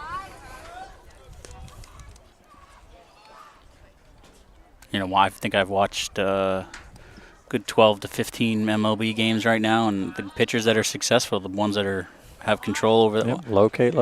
Yep. Mix up their pitches. Oh, he caught him off. Just got back. Well, you know what? I didn't even realize it until now. But there is 3 umpires here tonight, so I guess the second half of the season. Yeah, they're just getting them ready for districts. Yeah. Started the season with 2, which is great because I know there's been an umpire shortage throughout the country, especially in the rec league and in the travel ball industry. I see you post all the time on the Facebook pages about people complaining about umpires, but then there's also complaining about not having enough umpires. I wonder if there's a correlation between the two. Yeah, could be, right? That's in there for a ball 1-1. I seen where that one female umpire got attacked or whatnot. Yeah, she got punched. Yeah. And then the MLB stepped up. I think she got, I forget which team it was, but they invited her in, and then they ended up arresting the woman that ended up punching her. I mean, umpires are human, especially at that. They're out there, of course, they are, a lot of them are getting paid, but at the end of the day, they're trying to do the best that they can. And, I've coached for a long time, and I've gotten a little bit of arguments with the umpires, but it's never just verbal type stuff, but at the end of the day, they're still well respected on my side. Yeah, and honestly, I don't know what it is now, but I know it's like $50 or $60 a game just a few years ago, and if you average it out for hours and the amount of time they're out there, it's out in the sun, especially if you're doing travel. Batter takes off, fouled. Oh no, it's going to be in play. Kamani Wright's going to make the play and get the out at Good first. play right there by Kamani Wright. Good job charging that, throwing off his back foot across the diamond to get the out. Yep. The runner was moving. It was basically a bunt hit kind of thing right down the third base side. He came charging, threw over to first, got the out, but the run does score. Yeah, Mahia did his job getting another run. So it's going to be 8-2, John Carroll over Port St. Lucie. That's the kind of defense you want to see from your senior third baseman.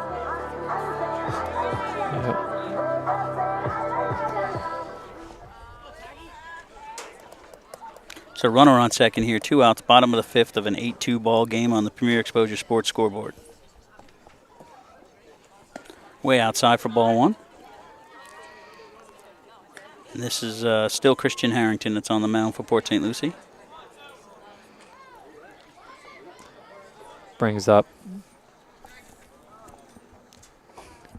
Taggart. He walked his first at bat. He had come in for Matt Correa. He just popped up to the infield.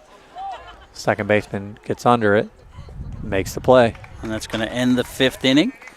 But John Carroll adds to their lead. They're now leading 8-2 heading into the 6th inning. And we'll be back.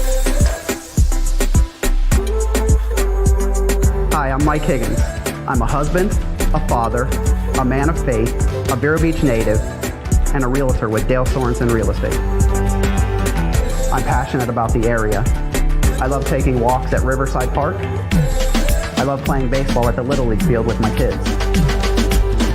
I love what this town has to offer, and I love offering that to other families. I would love to help you buy or sell a home in Indian River County. My name is Mike Higgins. I work with Dale Sorensen Real Estate. My number is 772-532-8148.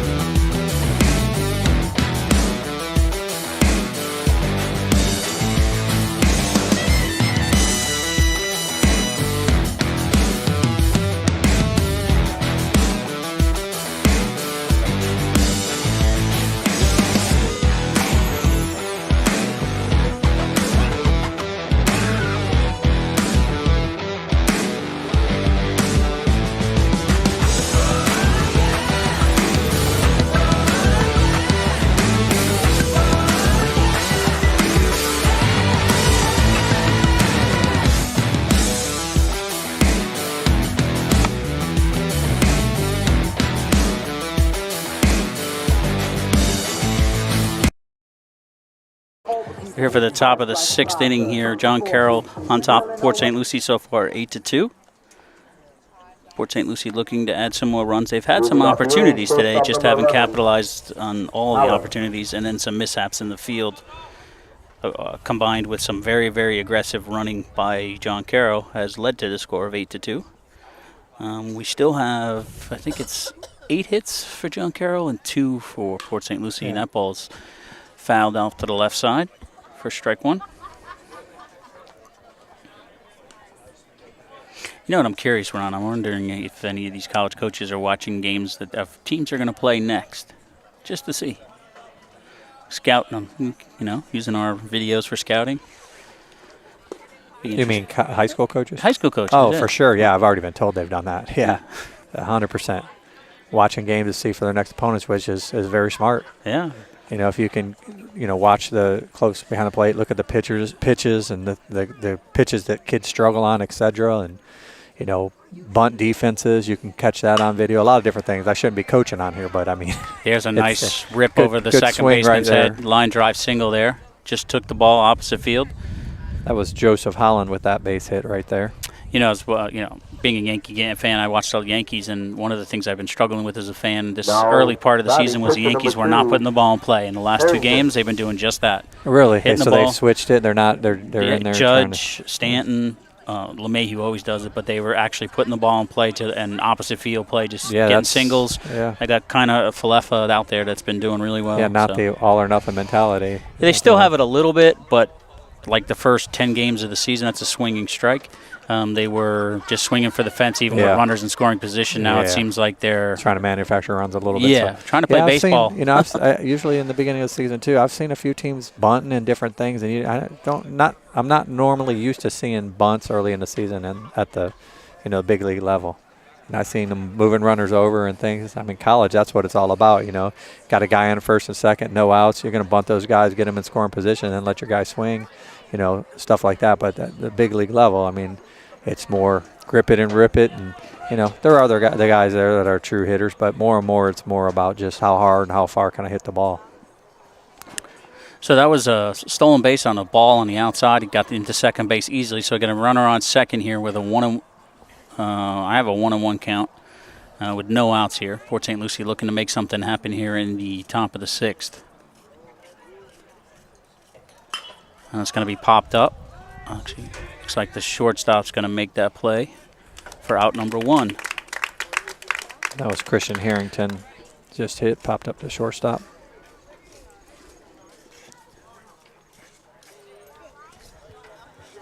It's going to bring up number 40, Nicholas Spadafora, the designated hitter. He's 0 for 2, but did reach on air last at bat. Runner on second. It's got a decent lead. It's like the second baseman's over. That's going to be a ground ball. It's going to be, I'll leave it right there. The shortstop's going to make the throw. The first for the second out, but the runner does advance to third.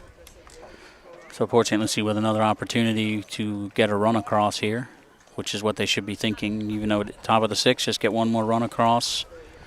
One at a time at this point. We saw it with the Jensen Central game. They were down, 8-0, 5-0, something like that, and they came back and ended up winning that game 11-10.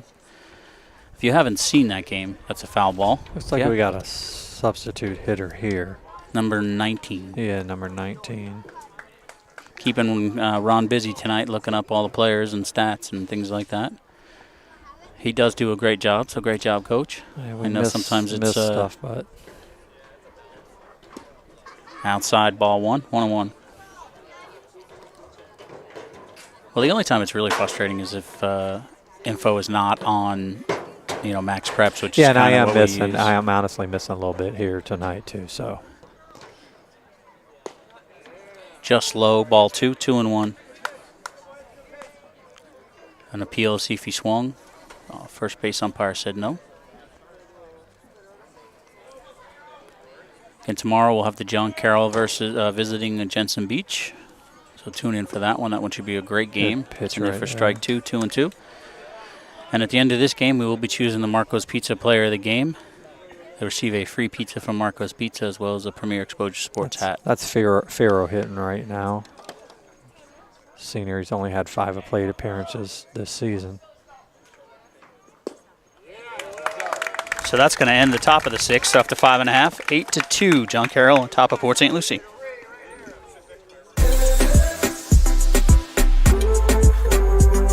Hi, I'm Mike Higgins. I'm a husband, a father, a man of faith, a Vero Beach native, and a realtor with Dale Sorensen Real Estate. I'm passionate about the area. I love taking walks at Riverside Park. I love playing baseball at the Little League field with my kids. I love what this town has to offer, and I love offering that to other families. I would love to help you buy or sell a home in Indian River County. My name is Mike Higgins. I work with Dale Sorensen Real Estate. My number is 772-532-8148.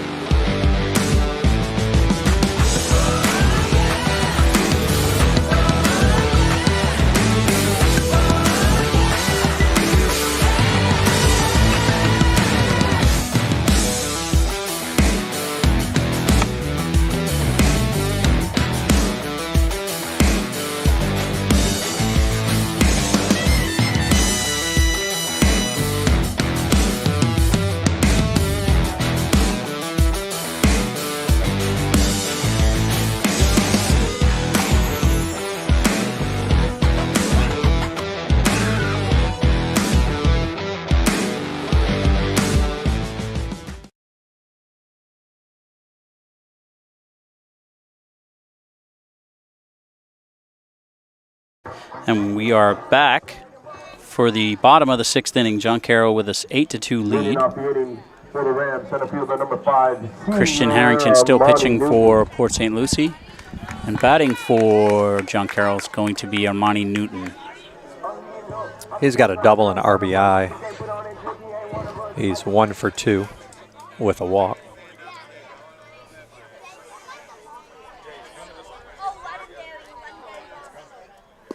Nice pitch, dropped it in there for a strike.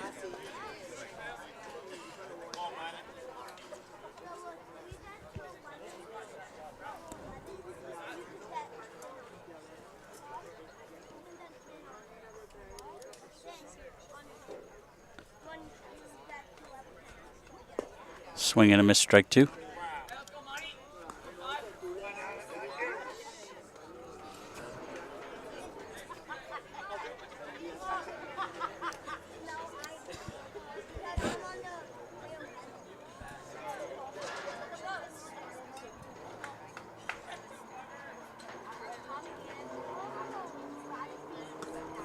Ball gets away from Christian a little bit there. It's going to be 1-2.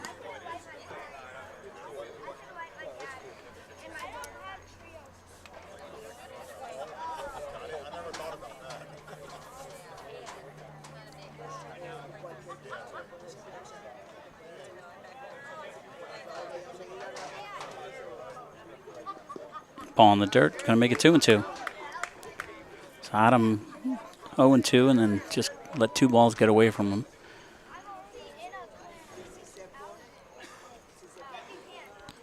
Armani will be attending FIU next year to play baseball. Yeah, apparently he had a couple of choices, and he chose to go to FIU down in Miami. His dad was funny. He was just like, hey, son, whatever you want to play, just tell me. So I know. So I know when I'm going to have to pay. That's funny. Yeah. Fouled off. Count remains 2-2. It's a good problem to have, though. Yeah, oh, for sure. And I believe I heard during the senior part that he's got a 3.5 GPA, so he's a good student. That's awesome. Which is always helpful when you're looking for assistance and paying for school. Yeah, also in that transition, that's going to be a hit to the right side. Single over to second baseman. to lead off the inning. Now batting, third base number 19, Kevin Smith.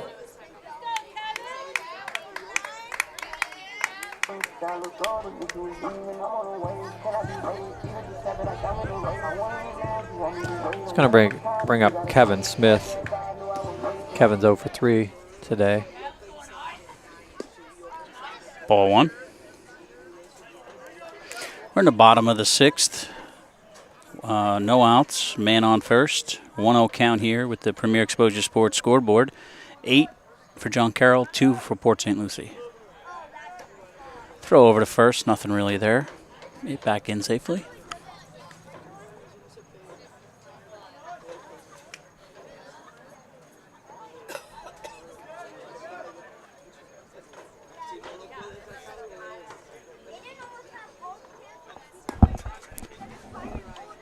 Ball two.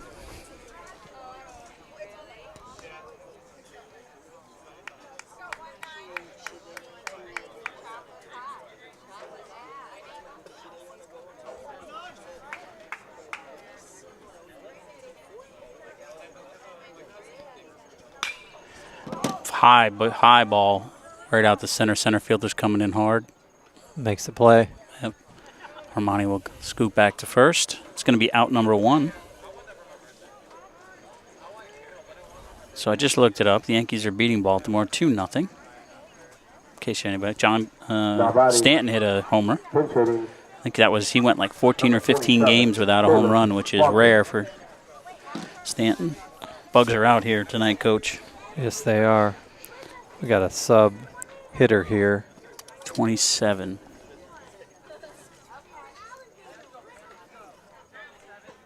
Fontes is the last name.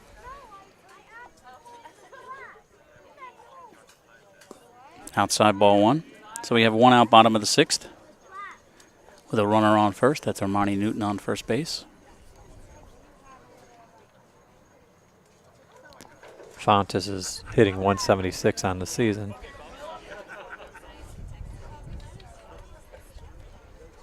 Eighteen plate appearances, 17 at bats, 3 runs,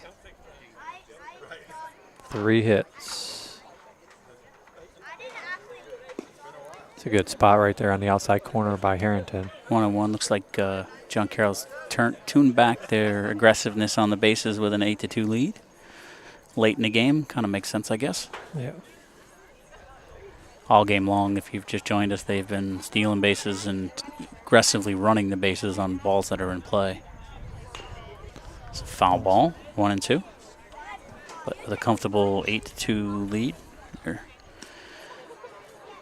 like they're going to go base to base. Or as they say, what, station to station? Station to station. It's a beautiful night of baseball here at the Lawnwood Park. Weather's perfect. Wind is there, but not really. It's going to be 2-2 count. This is the perfect weather right before we get into those hot summer months where it's brutal. brutal, even till 11 o'clock at night. Yeah, brutal.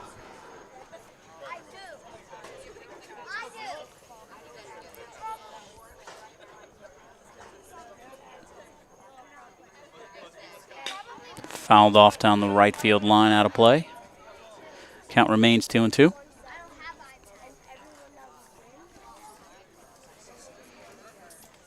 John Carroll scored 4 in the first, 1 in the second, 1 in the third, and 2 in the 5th.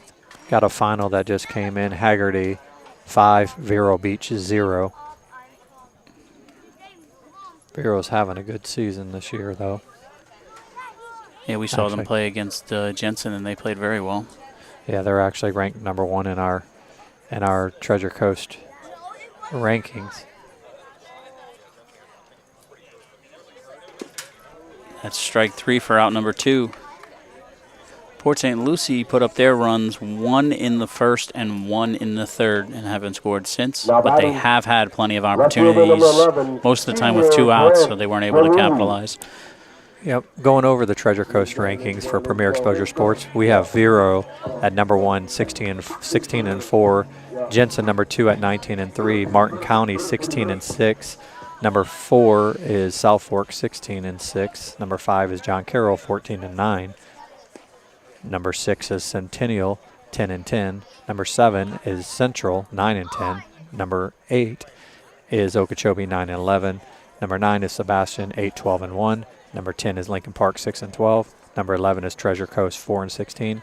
Number 12 is Port St. Lucie here tonight 2-15, and then Westwood is 1-13. Those rankings are updated every Monday, so we'll be finishing off after districts and everything. We'll have our final rankings. That ball smoked to center field. Over the center fielder's head. Of the center fielder. That's going to definitely score Amani from first, and Gluli's going to do a stand-up double. So it's going to make it a 9-2 ball game. He really stroked that one. Yeah, and hit it over hard. Yep, hit it over the center fielder's head. Now batting right fielder number 16, senior A.J. Wydra. Brings up A.J. Wydra. I think he's having a good game tonight. Yeah, he had a big hit with 2 RBIs earlier. And he had that bunt single, I think. Yeah, and he did have a bunt single. He's got 2 RBIs, 2 for 3 today. So here in the bottom of the 6th is 2 outs, runner on second base. It's now a 9-2 John Carroll lead over Port St. Lucie on the Premier Exposure Sports scoreboard.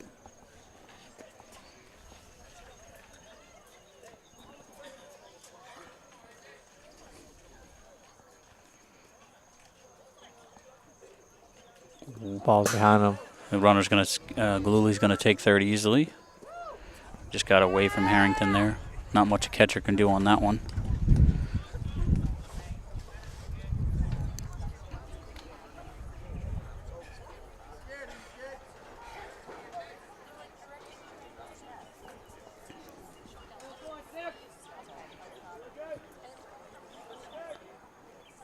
So that's 9 hits total for John Carroll so far, 2 for Port St. Lucie.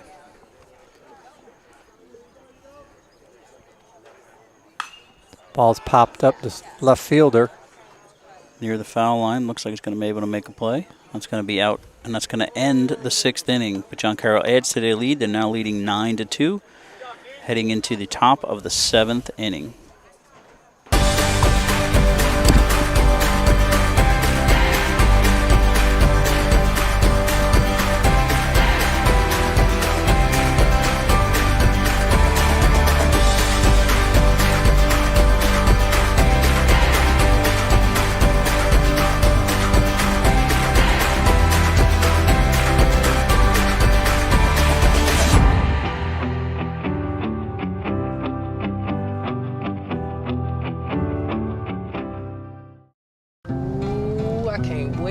You home. Ooh, I'm gonna eat you up when you go home.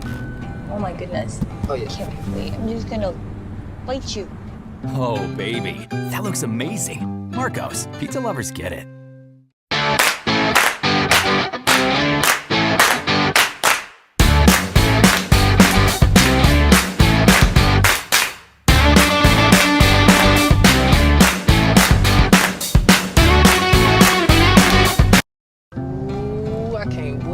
You home. Ooh, I'm gonna eat you up when you go home.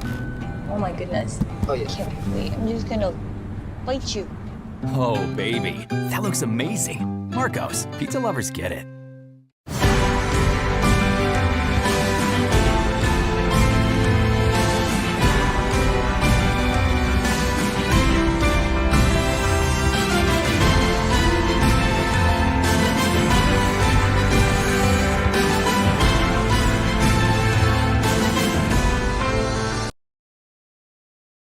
And we're back here for the top of the 7th inning.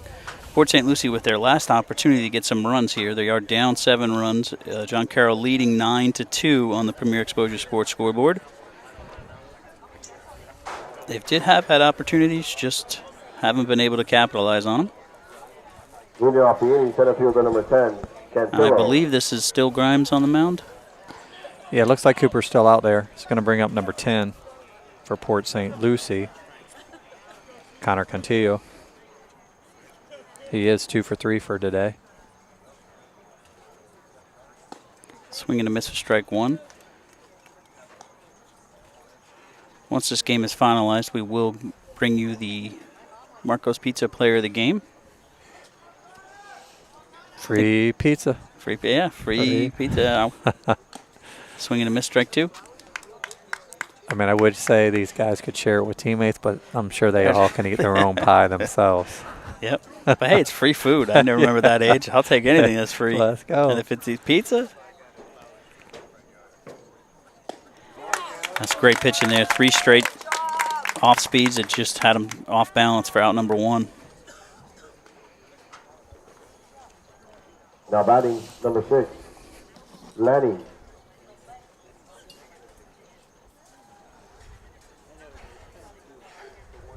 It's going to bring up number 6, Darren Lanning, right fielder. 1 for 2 with a walk tonight. Got hit by a pitch. Good thing that was an off speed, I think. So we're going to have a run. Maybe not. But I don't know. I heard it up here. I think it was a fastball that ran in on him, honestly. It's going to be a runner on first with 1 out. Yes. It's going to bring up number 3, Kamani Wright.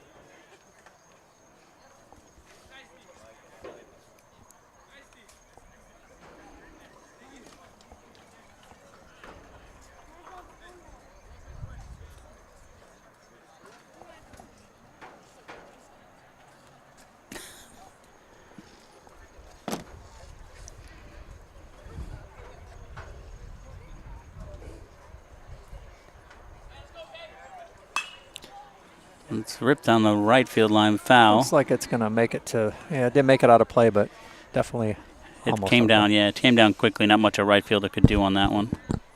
A lot of room over there to run. Yeah, they got the bullpen and everything, and this field is huge. Probably the biggest field that any of these players play on the Treasure Coast. For sure, 345 down the line. This is a major league field as far as dimensions and. And then typically the wind's blowing in. Tonight it's kind of blowing towards left field a little bit. That ball's popped up. Looks like it's going to probably make it out of play here right near us. Yeah. Ooh. Somebody's mom wasn't. Oh, I think that was Kamani's mom herself. That was. He almost hit his own mom. You got to catch that over there. Come on, Cheryl. You can do it. Give her credit, man. I saw her over the weekend posting on Facebook. She was at Kamani's game, and then she was at her younger son's game, AJ, and back here again tonight. You know what though? We all did the same thing. So you know. But when you have 2 at the same time, that's tough. That's true. I had to do it. I remember those days. That's kidding around with another parent that I know. They have one that's on JV over at Jensen, one on varsity. Ooh, swing and a miss is a good pitch there for out number 2. And constantly going back and forth. They help out in the concessions. I'm like, oh, so you got another 3 years of this? And he's like, yep. Yes, I remember that, man. I remember, okay, to my wife, I was like, you got this one, I got this one. We'll get, especially when they're real young, you're just running everywhere. Well, but, man, you'll miss those days. That's the thing, man. You look back at pictures and videos, it's like, man, I wish I could get those days back. So those that have them that age, it's enjoy every minute of it. Every single minute of it, and just laugh at it. You're like, oh my goodness, I got to go here, now I got to go here. Just get a giggle out of it because you'll miss those days for sure. Yeah, when my daughter was playing soccer, it was nice, but then I had to coordinate everything, and so it's going to be a ball. We have a 1-1 count here with 2 outs. Port St. Lucie down to their final out. Got another scoring update on high school baseball in the area. South Fork 3, Treasure Coast 1 is a final. And earlier, like I had said, Haggerty beat Vero Beach 5-0. So is that I wonder if that's a district game for Vero. No, Haggerty's just yeah. It's weird how they each school is a different size, so they're all in different divisions. Yeah. What's kind of crazy to me is when they really push schools to have to go really, really far. Oh yeah, and it's not that big of a difference in my opinion. That's just my opinion again, is that even these Treasure Coast schools can match up where it doesn't need to be where everybody's going all the way down south to West Palm. We had to go all the way out west on the other side of Lake Okeechobee for LPA. I know, it was crazy. I know.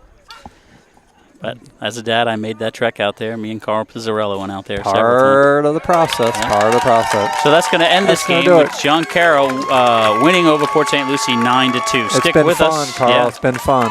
So stick with us as we do the player of the game here in a moment. And also a reminder, tomorrow we will be doing the John Carroll visiting Jensen Beach game. That should be a very exciting game. Yeah, We'll be back big in just game a moment. tomorrow night. Don't miss it.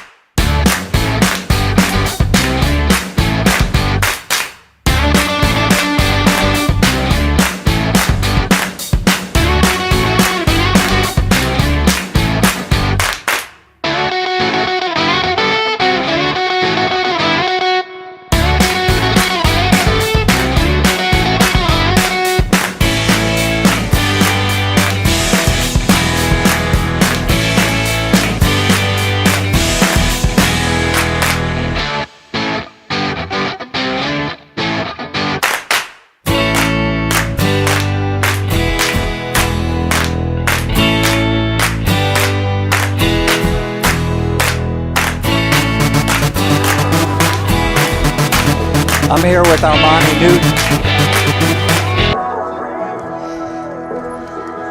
I'm here with Armani Newton. Marco's Pizza Player of the Game. Got you going 2 for 3 with a walk and an RBI tonight, Armani. Yes. Am I right? Yes, sir. Yes, sir. Can you say that again? Am I right? Yes, sir. You're All right. Yeah. We tease a little bit because we're hardly ever right with our wives, so we had to say it. So. But no, man. Tell me, your game plan coming in, your mindset, some of the things, that happened tonight. Talk to me. Just come to the game, ready to go, have that mindset, get to the plate, be aggressive, find my pitch, just drive it while I'm at the plate. So. Yeah, I believe you stay back and want to enjoy it through the 5-6 hole right there to the left side, if I'm not correct, right? Just kind of stay back, didn't do too much with it, just trying to do your job. Yes, sir. I see you working, man. I saw it, man. I saw it. Hanging curve, I had to sit and wait on it. It was slow. Yeah, no, I seen you. You just kind of had that, take that bat head, throw it on out there, man. Yes, sir. Yeah, it was a good piece of hitting. And I believe he was going to run over to second on a steal on that play, if I'm not mistaken, too. Yeah, good piece of hitting right there, recognizing situations and going with the pitch and doing what you need to do. But, big game coming up tomorrow night. People don't. It's not a district game, but it's a big bragging game tomorrow night. You got Jensen, John Carroll. I know they're ready for this game. You're ready for it. Yes, sir. What's your mindset going into that game? Honestly, gotta have energy going into the game. The whole team gotta be up. Just be ready to go to war with my guys. Yeah, well, we're gonna broadcast that one live too, and just so you know, and all the guys, and you can tell them that all these games that we do broadcast, if we're here, they're saved on our YouTube channel. You guys can rewatch them, go see them, save them for forever, man. They stay on there. But congratulations, we're gonna give you a free pizza night from Marco's Pizza. Thank you. Get yourself fed, get some energy for tomorrow night, and we're also gonna give you a Premier Exposure Sports hat. And congratulations on signing your commitment letter. Thank you. FIU. Yes, you're going to get to face one of our old guys, Max Martzoff. You know that, right? Yes, sir. Yes, sir. He had a pretty good game last night. I don't know if you heard. Yeah, man. I saw it. I'm excited to see all you guys come together at College, man, and play. And we're proud of what you do, man, and continue to do it. Yes, sir. All yes, right, sir. man. Great Thank job. You.